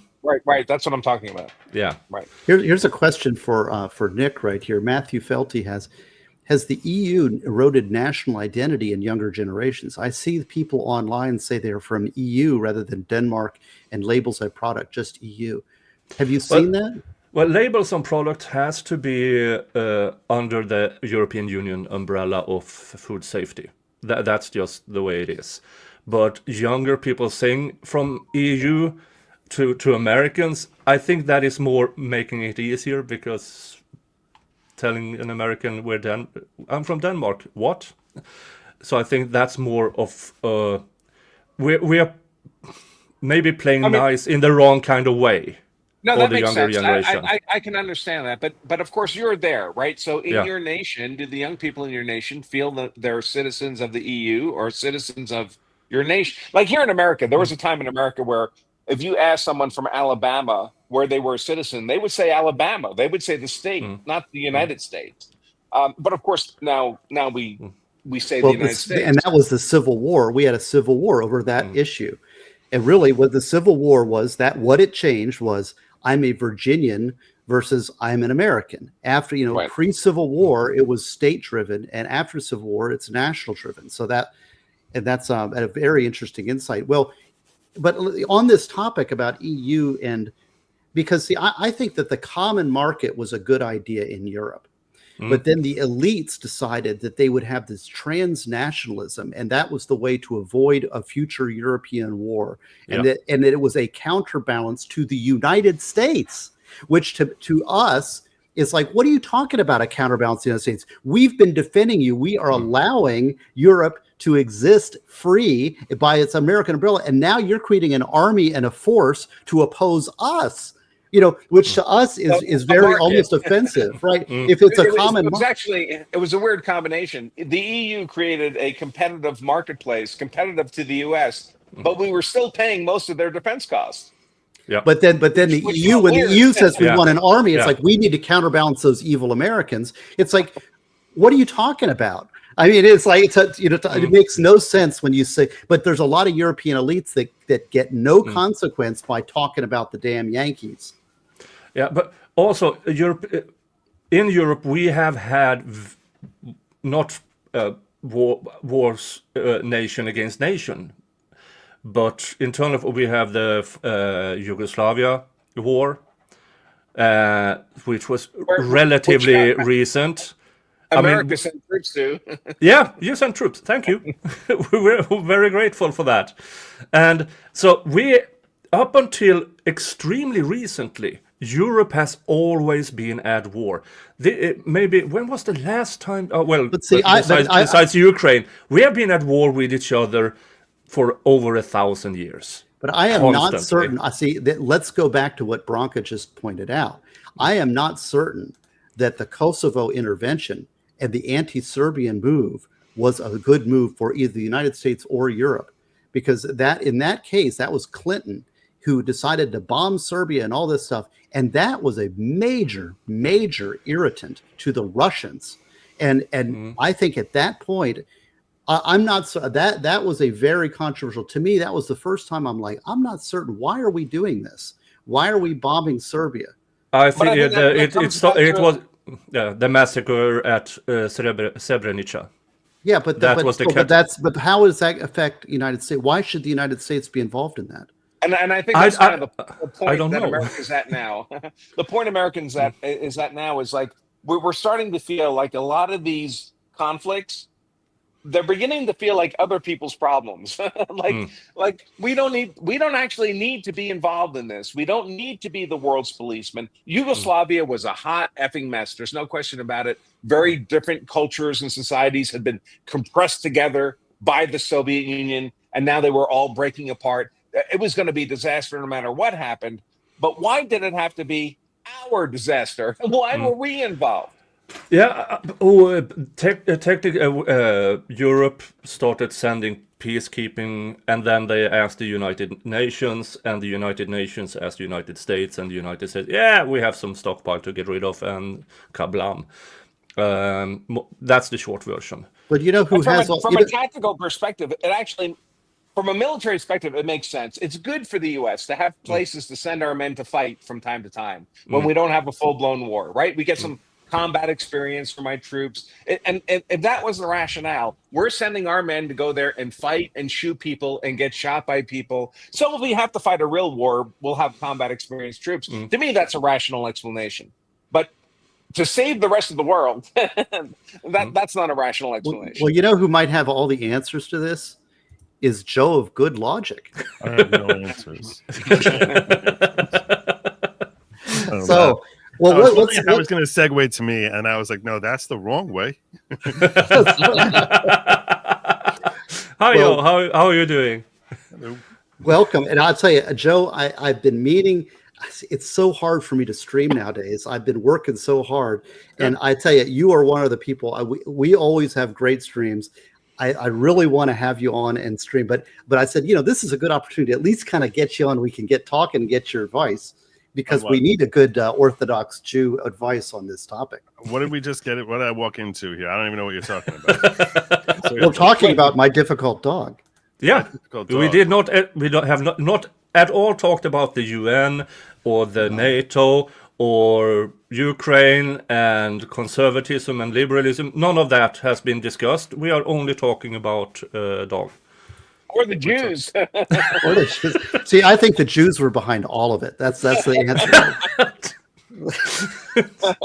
Go ahead, admit it. You can admit it, Joe. You're just among friends. No, actually, do you?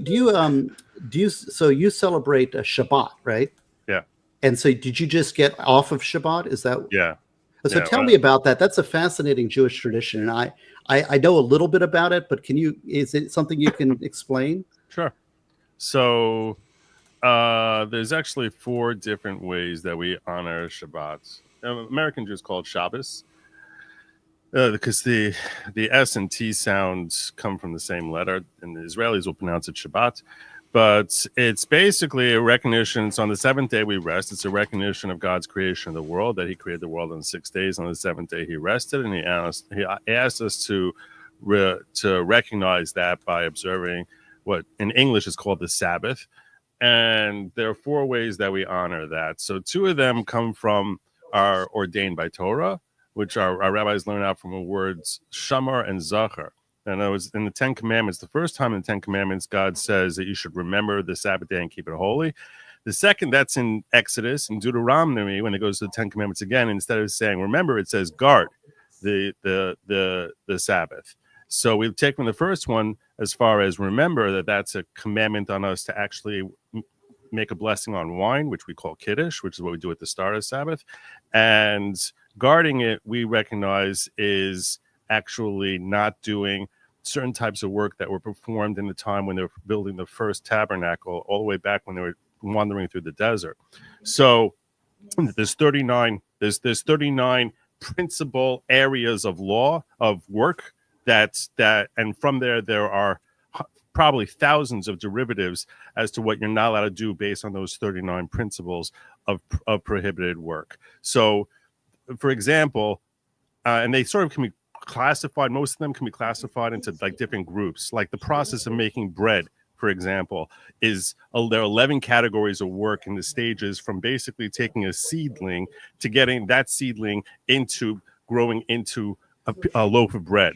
So first, for example, you would plow the earth and then you would plant. Those are different what we call ab malachos. Father, malacha means work, malachos is plural. So those are called ab malachos. Ab means father. So it's the father, it's the progenitor of many other forms of prohibited work. So plowing is something you're not allowed to do because that's a stage that you would have towards turning that seedling into bread. Because of that plowing prohibition, we also say you can't drag a piece of furniture across a lawn because that will uproot the grass, that will uproot the earth, and that's a form of plowing, even though it's not intended that you're going to be using that for plowing. So you can start to see that when you're looking at these different principal areas of prohibition, that as having many, you could see how it could splice into countless different ways, which we learn out as far as the different things that we won't do on Sabbath. It ends up being that we won't have using electronics on Sabbath because one of the main laws as far as using fire, and most people say that creates a prohibition for using electricity ultimately, or creating fire, and that creates a prohibition of basically using electricity. So we won't use cars, we won't do anything having to do with electrical work, and we're also not supposed to work in general on the Sabbath. So those are the 2 main issues of the Sabbath. And then when it comes down to and then by rabbinic ordinance, we also say that you should honor the Sabbath, and the way you honor Sabbath is actually preparing for it. So we'll shower, dress nicely, have the table set up, try and have the house arranged, look neat and orderly in order to give an atmosphere, a Sabbath type of atmosphere. And then the fourth way which we recognize as Sabbath is called oneg, which means sort of enjoying the Sabbath. And that includes having like good foods and taking naps and going for walks and doing things that are pleasant and sort of enjoying life without violating Sabbath, obviously, and basically enjoying and savoring the Sabbath.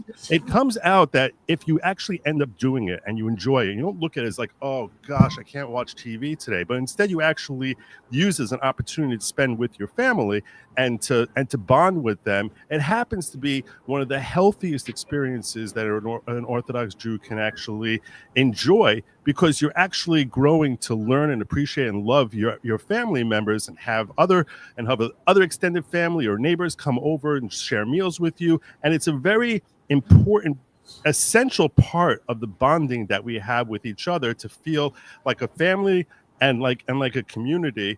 And it starts at sundown on Friday, and then it ends an hour after sundown on Saturday, because we want to extend the Sabbath to show that we're not looking to get away from it. And yeah, so that's why it ended. and there's different prayers we say. We go to synagogue also, but that's basically in a nutshell what the Sabbath is. No, that's great because obviously the Christian tradition we celebrate on Sabbath, but our Sabbath is Sunday. I don't know how it got changed from Saturday to Sunday, New Testament. but that's a beautiful. I think it's a beautiful tradition that we Christians should honor more. I mean, I think there's something to be learned here because obviously Christianity is at root coming from Judaism, and I don't really know where we lost the honoring the Sabbath, at least the way we do it in modern Christianity does. I mean, I go to church on Sunday, right? But what you're talking about is a much more expansive view and traditional view, and I love it. What do you think, Andrew Branca? You're on mute. He's muted. We're missing all his zingers. I was wondering where the background sound was coming. I was afraid it might be me, so I was just checking that out. But I would think it'd be particularly important in our modern era, in 2025, where it's so easy. Everyone is sucked into these damn brainwashing machines every moment of the day. I mean, even a boomer like me, if I'm stuck on a flight and I suddenly can't get Wi-Fi on that flight, and for 3 hours I can't connect to the internet, you feel lost. I get anxiety. Yeah. I'm not working. I'm not talking. I'm not connecting with the rest of the world. So I think in 2025, it's even particularly more important to have at least a day, a week, where you're just kind of disconnecting from the false reality, which is the internet, and to the real reality, which is the human beings immediately around you. And something that anyone who's of any religion can appreciate is there's a movie which was called, I think, A Civil Practice. I think that was the name of it. And it featured John Travolta playing this lawyer. It was based on a true story where he was suing this massive company based on corrosive materials that were on a property that he alleged were causing cancer to kids in the neighborhood. I think the character he was playing was named Jan Schlichtman, who was a real person, a real lawyer. And they show like some of the behind the scenes. Robert Duvall plays the principal attorney for the defendants. And Robert Duvall in one scene there has a great moment where he's sitting, he works for a massive law firm and he's sitting downstairs during lunch and he's just eating quietly by himself. And some underling comes down, a paralegal or a junior associate comes down and starts talking to him. And he lets the guy finish talking. And then he gives him like a 90-second lecture about how when he is having lunch, he is divested from his work, and that is a principal function as far as retaining his sanity and his mental health, and that if he has the audacity to ever interrupt him while he's in the middle of enjoying his lunch again, he'll find himself not only out of this firm but struggling to ever find employment in the legal profession at all. And he was basically giving him and he was trying to give him a lesson that sometimes you have to take some time for yourself, and that means not on the internet. It means just collecting your thoughts, just sort of appreciating life or thinking about things, or just finding some way to divest and disconnect. It's essential as humans. Every human needs to do this for like an hour a day. Just an hour a day that you just sort of take for yourself, whether it's lunch or whatever time you find that it is. You need to find some way to do that in order to maintain your mental and emotional sanity. Yeah, one of the ways I do that is riding my motorcycle. Yeah. Right. That's the only time I'm not thinking about work. It's a very zen experience for me. Now, it's not as complete as what we're describing here in terms of the Sabbath, because I'm not spending time with my family on the motorcycle. I'm not connecting. I'm isolated, but I'm removed from all the normal stressors of life. And I find when I don't do that, like in the winter, when I go weeks at a time without being on the motorcycle, it becomes extremely stressful. I can feel the stress building up. And my wife, when spring comes, I can assure you, my wife throws me on that motorcycle and says, "Get the hell out of here." Because I'm becoming an unpleasant person to be around. Interesting. Well, this is I'm going to shift topics a little bit, steer you a little bit back to My Difficult Dog, which is very much a Christian book, but the essence of the book is about man is flawed and human beings are broken, and God gives us the gift of love as an unconditional thing, even though we are broken and sinful. What is the original Abrahamic Judaist view on that idea, because Catholics, we believe in original sin and that Christ has redeemed us. But of course, and there's some Old Testament in it, and we read it through beginning to end today. But there's also some New Testament. I was wondering, what is the Jewish perspective on man's original sin, man's brokenness, and God's view of our brokenness?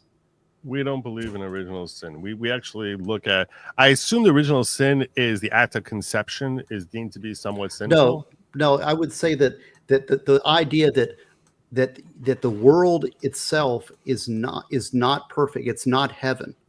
The world itself we were born into a world that is not perfect. This world, the world we live in, is not perfect and cannot be made perfect through our human efforts, because we are flawed. We are mortal. Is it Adam's original sin? Well, I'm not a literalist. I don't believe in literalism. But I think Adam's original sin, to me, is an analogy for the fact that we are human beings. We are mortal. We are unable to perfect the world. That's why the sin of utopianism is a big mistake. I think a Christian sin, or it's a sin to Christianity, because utopianism perceives a world that we can perfect in earth. The only perfection is through God. And so to me, original sin is our way to recognize the brokenness of the world, and that the answer is through God. Does that make sense? I mean, it's many levels, right? So there's a kind of a metaphorical level where we have the Garden of Eden, which is perfect, right? Perfect. No one ever has to do anything. And then the Garden of Eden gets broken because Eve shows up with the apple, and all that kind of stuff happens, and they're cast out into the real world, which is imperfect. But of course, the truth is the real world is imperfect. All humans are imperfect. Life is suffering. If we're lucky, we have periods of life in which we have incredible joy and happiness. But at the end of the day, no one gets out of this room alive, right? We have a finite time on this planet. At some point, we all depart. Our families suffer when we depart. We suffer when our family members depart. Life is suffering. People are imperfect. So how do you deal with that as a human being and still live a relatively happy and productive life? I think that's a big part of what I think many religious faiths, but from my perspective, Christianity is trying to provide to people in a suffering, imperfect, painful world where your parents are going to die. Your child could get cancer and die, and they do. How do you still get value and love out of life? So I think I would struggle with that. I don't know how to wrap my head around. I don't know how to wrap my hand. The concept of original sin is not something that Judaism embraces. That's I think of Christian origin. I personally, I think, would struggle to really. I can't explain that because I don't really understand it. Because to me, sure, I would have questions as far as, well, I didn't make this world. God made this world. I didn't make human. God made humans. So if there's some sort of imperfection there, I can understand certainly a need to attach to God in order to feel a fulfillment in your life. That, I think, is synonymous across probably every faith. But the concept that the basis for that is that there's this imperfection either in humanity or in the world itself is the cause of that. I personally would struggle with that, because I would be like, well, that I didn't make that situation. That all was set up by God. I was born into that situation, and why should my birth into that situation be something that's held against me? That's like punishing a kid for being born on an anthill and crushing ants through his birth. It's like, I didn't do that. Someone else set that situation. You know what I'm saying? I would struggle with. I can't answer your questions because that's not part of something that I've actually studied. I'm not expecting an answer. I'm just proposing kind of a well, and this is. I mean, obviously, different faiths have different views, right? We have Buddhists. We have the Jewish faith. We have lots of different. We have people with no particular religious faith, and they get through life just fine too. It's just different ways of approaching, I think, the realities of life. I mean, I think one reality of life is to some extent, life is suffering, right? I mean, suffering comes eventually. Yeah. My life is, I am very blessed. I have a very happy life. There's very little suffering in my life. But I've known young children who were killed in car accidents. That could happen to one of my children. I mean, that it hasn't is more a matter of luck than anything I'm capable of providing for. Right. And so I think we're humans. We are inherently imperfect. I think that's incontestable. We suffer pain in life, and I think each of us reaches for different levers, different tools to kind of manage that pain in a way that still leaves us productive to do the things we still have to do in life. We still have to work and live and raise children and be married and be productive spouses and partners and all that kind of stuff. Right. I think there's a lot of ways to do that. I think Christianity is one way, and I think, of course, these other faiths are different ways. Yeah, I'm sorry. Well, Buddhism, for example, has a whole different view of this too, and they believe that life is suffering, but that that the ties to the world, that a lot of the ties to the world is in materialism causes suffering, and that's an appeal to the hyper materialistic American. Oftentimes, that's why Buddhism seems very appealing, because consumerism is so driven, and therefore they see the rejection of the material world as being very, that's the cause of our suffering. Whereas a Christian would say the cause of our suffering is the sin, the fallen state of man, and that the answer is salvation. The answer is faith and becoming closer to God, and God will eventually forgive us our sins. We, in Catholic faith, we confess our sins. We are given redemption, so it allows me to move forward without the guilt. Like, guilt is a big part of Catholicism, right? And how do you deal with that guilt? In fact, I would say a lot of the problems in American society, at least, is unredeemed guilt. And so people have guilt, but they have no way to get that guilt out of them. So they say, well, I'm going to project my guilt into the political system, and I'm going to vote this way, and so I can feed the hungry children, and I can still hold it to my son. So they're looking for salvation through the political system, when that's the wrong placement of that provides no salvation from guilt. Only God can provide the salvation from guilt. And there's a formal process in the Catholic Church of reconciliation, of forgiveness, of penance, that provides for an escape from the guilt that we have within our hearts. I'm just telling you where I'm coming from. I don't understand it. I know where I kind of approach it, but I love hearing your perspective. I mean, Nick, do you have anything to add to this conversation? I know you have a different world. Well, growing up in a socialist country, religion was never a huge part. I did go to a Protestant Christian preschool stuff, where we learned about, on a kid's level. I don't think much about faith. I do have faith. I'm just very private about it. And you don't need to share if you don't want to. We're just having a discussion. I like to hear, because I respect you all. I mean, I respect the people on this panel tremendously, and I know that you're number one, you're honest. Number two is you're humble and you're willing to share. And I think that we have a lot of people in the chat who are appreciating the discussion. And I know that I learn from it every time I listen to you all talk. And I love hearing what you have to say, because we're all seeking these answers, right? Well, what I love about everyone here is all of you argue in good faith, right? We may disagree, but you're arguing in good faith. You're not just trying to F me with BS. Not that you know. For some kind of so you say that. Oh, yeah, we got him fooled. All right, we got him now. If we are trying, we're really good at it. I will say that Joe almost had me with that kosher pizza. I almost converted to Judaism.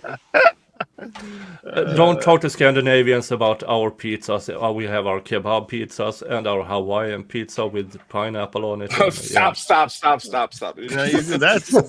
That may not be original sin, but that's definitely sin number 2. That's close enough. It's pineapple. No, but imagine if Eve had showed up with a pineapple pizza. I'm just trying to picture, would anyone eat a cheese-covered pineapple? Would anyone? That sounds so disturbing to me. I like it. I like Hawaiian pizza. It's great. It's one of my sins. Cheese is good on everything, especially European cheese. Well, thank you to my mods. They're while we're off in this La La Land world. The book and the idea here is that we're celebrating my pre-release, the first edition hardcover. It's going to be 8.5 by 11 of My Difficult Dog. It's available now at stevegosney.com, and you can pre-order it. It'll probably be out in about a month or so. I want to get it the best I can possibly do. And I'm sharing this moment with some of my friends here, and you're listening to our discussions. But the idea behind Brucey the One-Eyed Wonder Dog, and the idea behind My Summer Friend, and the idea behind this book, My Difficult Dog, is that we have children's books, and they're great children's books, but they're devoid of morality and meaning and moral judgment, right? And then we have books that are religious. So you go to the religious bookstore and it's all Bible this, Bible that, and it's hit you over the head. And it's so direct that it turns off children. So I'm trying to make it something that's a great children's story in isolation that also has a moral message, which you can use the book to teach values and to teach a moral lesson, and not and have it an enjoyable children's book. And I think there's a real marketplace gap in the publishers. They don't want religious books. And so you either have to go to a religious publisher, which wants hardcore religious books, right? Or its subtlety is not admired. Or the secular media is so anti-Christian and anti-religion that they don't want to publish anything that has any of this crazy religion stuff in it, or any kind of values. It's even more subtle than that, Steve. I think, I think at least America, I can only speak for America, which is what I observe at this stage of my life, is we're going through a transitory period on many levels. We talked about the economic level earlier, right? And the international level earlier. I think America's also going through a transitory period of faith here. I think for several decades, certainly when I was growing up, religion wasn't very important in my household when I was growing up, but I think we had the benefit of having a foundation of many generations who had religious faith. So we had the luxury of not having to worry about that. We had people who we had a high trust society. We could expect people to behave in a certain way. They just wouldn't steal a bicycle out of our front yard if we left it there. But because I think people were implicitly, if not explicitly, bound by kinds of a moral code of conduct that we all shared. And I think a lot of it was religious based in our history, in our DNA, not in our current practice. And I think that's degraded. I think we've lost that high trust society. And I think a lot of people, there are people who will never need religious faith in their life at all. They'll just be purely high functioning. They'll be fine. But people are on a bell curve, and I think a lot of people actually cannot function effectively in a complex society without some religious foundation on which to guide their decisions. Well, not and one everyone thing has 140 IQ.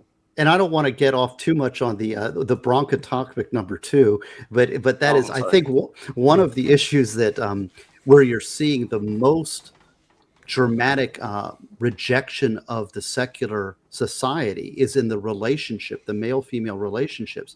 That basically the secular answers to relationships are shown to have completely failed and made everybody miserable. And so I think that there's a turning back to more traditional forms between the male-female and they're looking to the faiths and their answers to the relationship issue for maybe some guidance about what's been lost.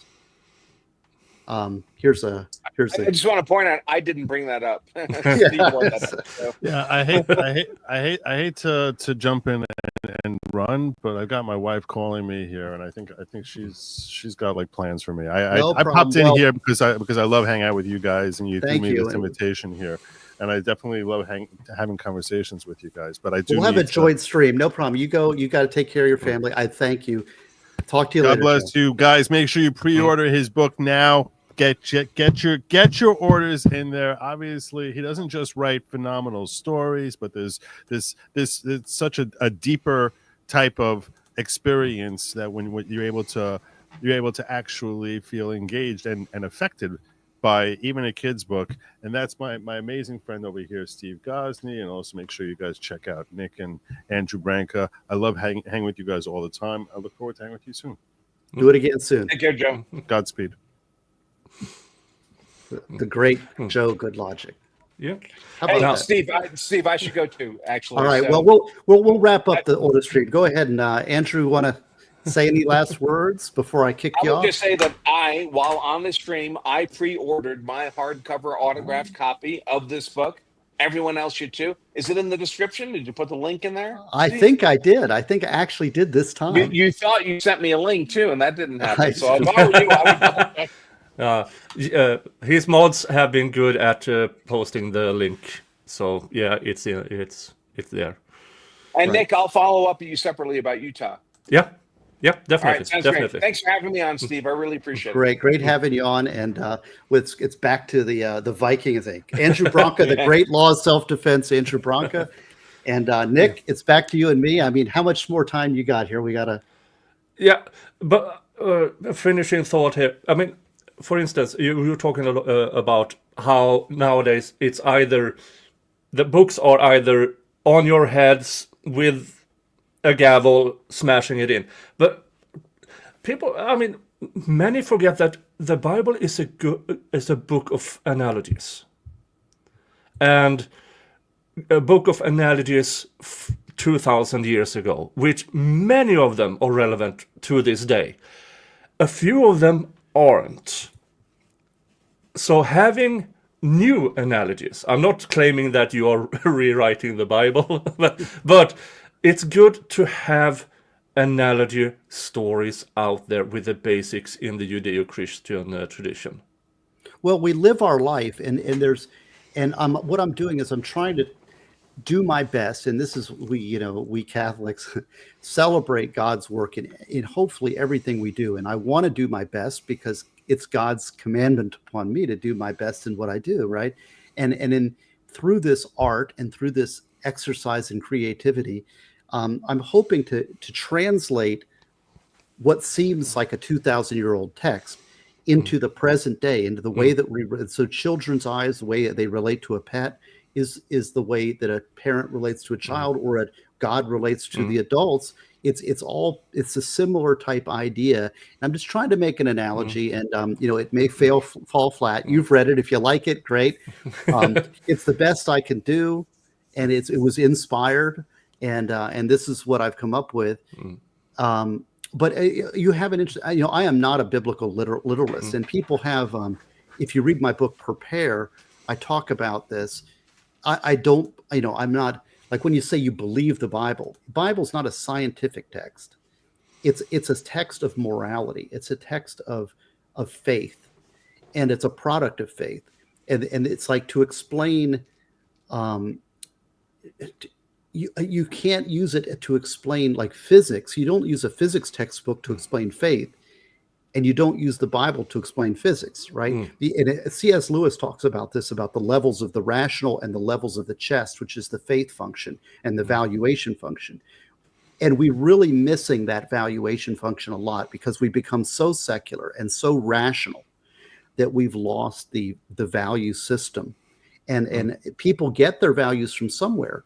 Everybody's making value judgments about things all the time, but they're blind to why that is. And what Andrew had said is we're sort of running on legacy values that, we're passed on this the way we do things, but they've forgotten the source of those values.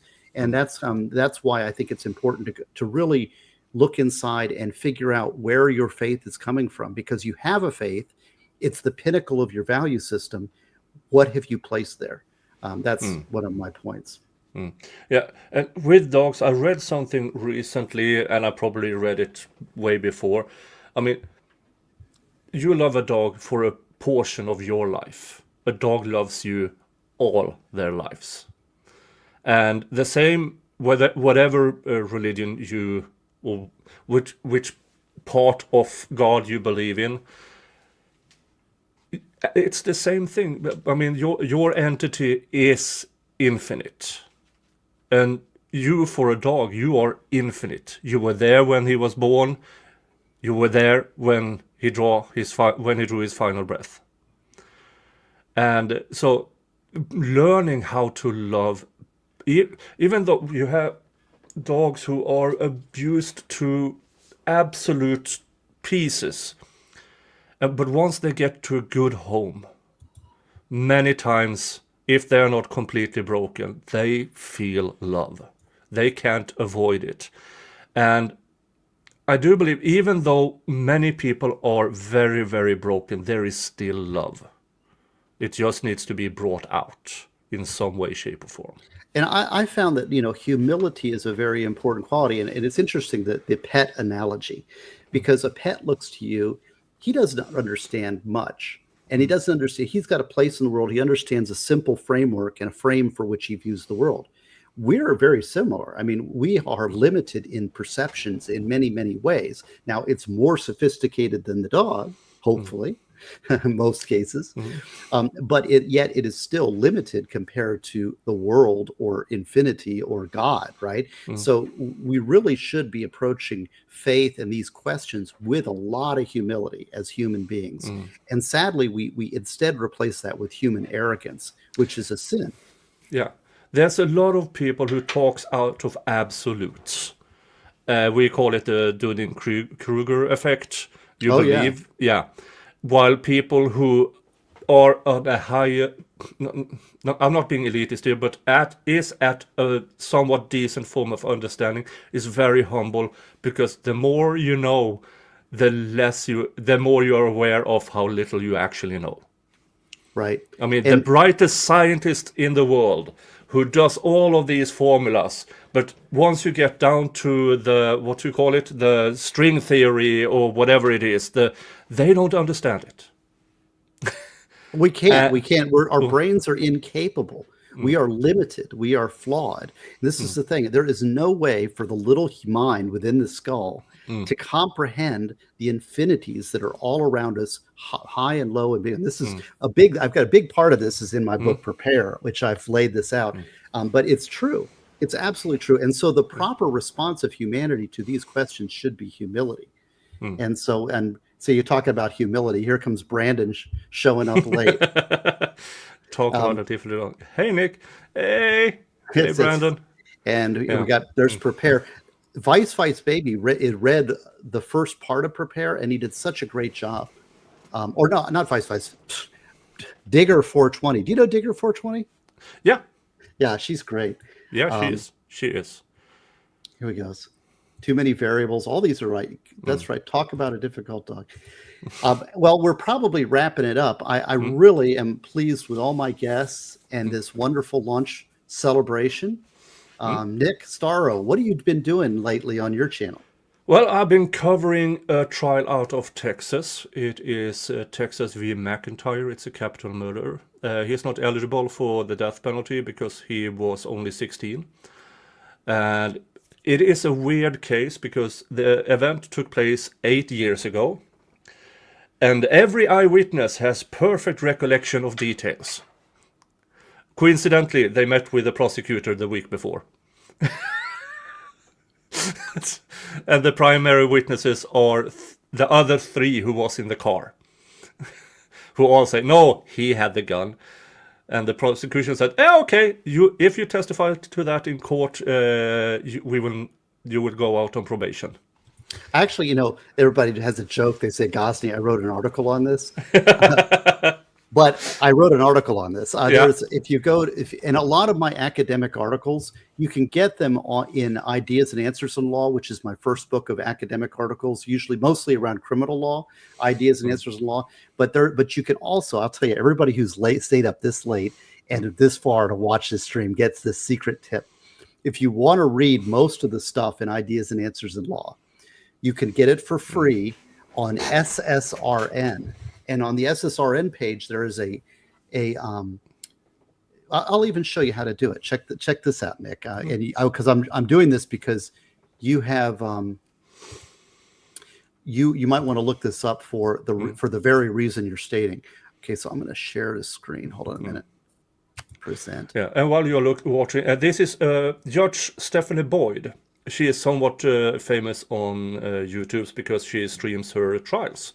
So I've been covering a lot of her day-to-day work for the past month or so, because it's very interesting, because people tend to only watch the big trials. I want to show day-to-day work. Well, you crushed it. Plea with that. hearings and stuff like that, because that is what's happening all the time. And what Judge Boyd does that is so impressive is that she schedules a full trial. But at some point, somebody has a day off. Somebody does that. Somebody needs a half a day off. And she schedules in hearings, plea hearings, docket, in between, even in breaks in the trial. She does docket work. And it's so impressive to have a judge who actually, I'm working 8 to 5 and works 8 to 5. Not a whole lot of judges do that. So that is very impressive. You did a bang-up job on the gangster murder up in Atlanta thing, which when nobody was covering, you were into that and you stuck with it. And I'm really impressed that you have a commitment to your streams and to the cases that you cover, and you make a niche. And I'm really proud of you and what you've done. This is what I wanted to show you. So this is the ethically preparing witnesses for deposition or trial.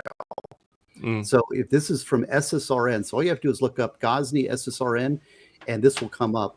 And this was I'll just read the abstract. Criminal defense attorneys are rightly concerned that witnesses are being prepped to lie under oath or otherwise give testimony the prosecuting attorney wishes to be said rather than the truth.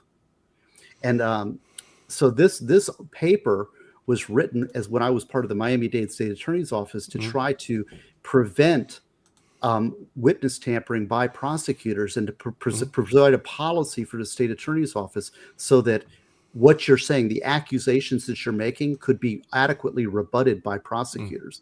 Now, I will show you one more thing. So this is a paper, and if you go to SSRN, you can click on my name. See, there it is right there. Yeah, and I have it here. These are all my articles that are academic articles that have to do with mostly criminal law. And this is the basis for my first book, Ideas and Answers to Law, where it's my academic writings. So anyways. Yeah, so that is the trial. And also, the prosecutor in the Delphi trial has given a few interviews in not so, in my opinion, ethical YouTube channel. What do you call HTC? The Hidden True Crime, I think the actual name is, which is absolutely ridiculous, where he contradicts himself with the evidence and everything. And they are actively copyright claiming anything that has their face. So I have to watch the video and make commentary. And then I have to, because 2 minutes of silence, and then I talk about it. 2 minutes. So it's impossible to stream that way, so I have to cut it all down to a video. And people, they can actually go there and watch the video, video, because I can't show it, because they will strike me like I'm very hard. Well, Nick is an independent thinker. You are a thinker, but you're an independent thinker, and you are committed to, when you look at something and you say, this is something I'm interested in, and you stick to it, and you follow through, and you have a lot to add. And if people aren't familiar with the Swedish labor lawyer over here, and you like law stuff and trial stuff, then Nick Starow is somebody you should check, because he hasn't, like I said, when nobody was covering that Young Thug murder trial, you were all over it from the beginning. And then all of a sudden there was some interesting things that happened and everybody jumped on it for a while. But you were in there, you'd been in there for like 100 days already. I started covering that 2 years ago. And now that trial isn't over, because the original there were 28 defendants to start with. Then it was scrambled down to 12. 6 of them were brought out for different reasons. So the original with Young Thug, the 6 defendants, a year-long trial, more than a year. And now we are waiting for the final 3 defendants. And I told people in the beginning, I'm going to cover that damn thing gavel to gavel. And the interest, since Young Thug got probation through a plea deal, the interest is as low as it were before. I don't care. I'm covering it because it's interesting. But also, I think I'm not a US-based attorney. I'm learning as well. Now, my baseline might be higher than the average American. So what I learn, I can interpret because I do have a law degree. And that, in return, I can then bring to my audience. And also, in my audience, there are US-based attorneys. If I get things wrong, they will tell me. And we all learn together.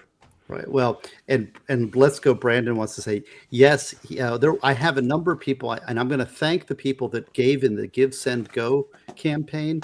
And Let's Go Brandon, he gave. Did I do that? I don't remember. I think I did. I was on your, well, I don't know. One of those drinking streams. I don't know what it was, but Brandon has always been a supporter. He helped my difficult dog. He helped Brucey, the one-eyed wonder dog. So salute to you for being there and supporting me. And he paid for my share, Brandon. See, there you go. Yeah. So and parts of my next trip to the United States.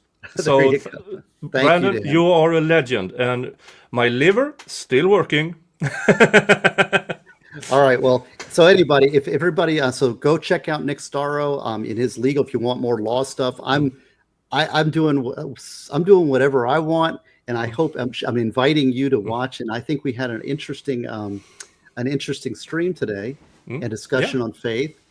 And I hope that you all check out my nudist book and any other books at my stream, and hopefully it'll be out soon. And I hope you'll all enjoy it. And I'll have another stream on this when we get a little closer. But Nick Starow and all my guests and all the Rewatch crew and my members, Rumble folks, YouTube folks, salute to you. All right. Good night.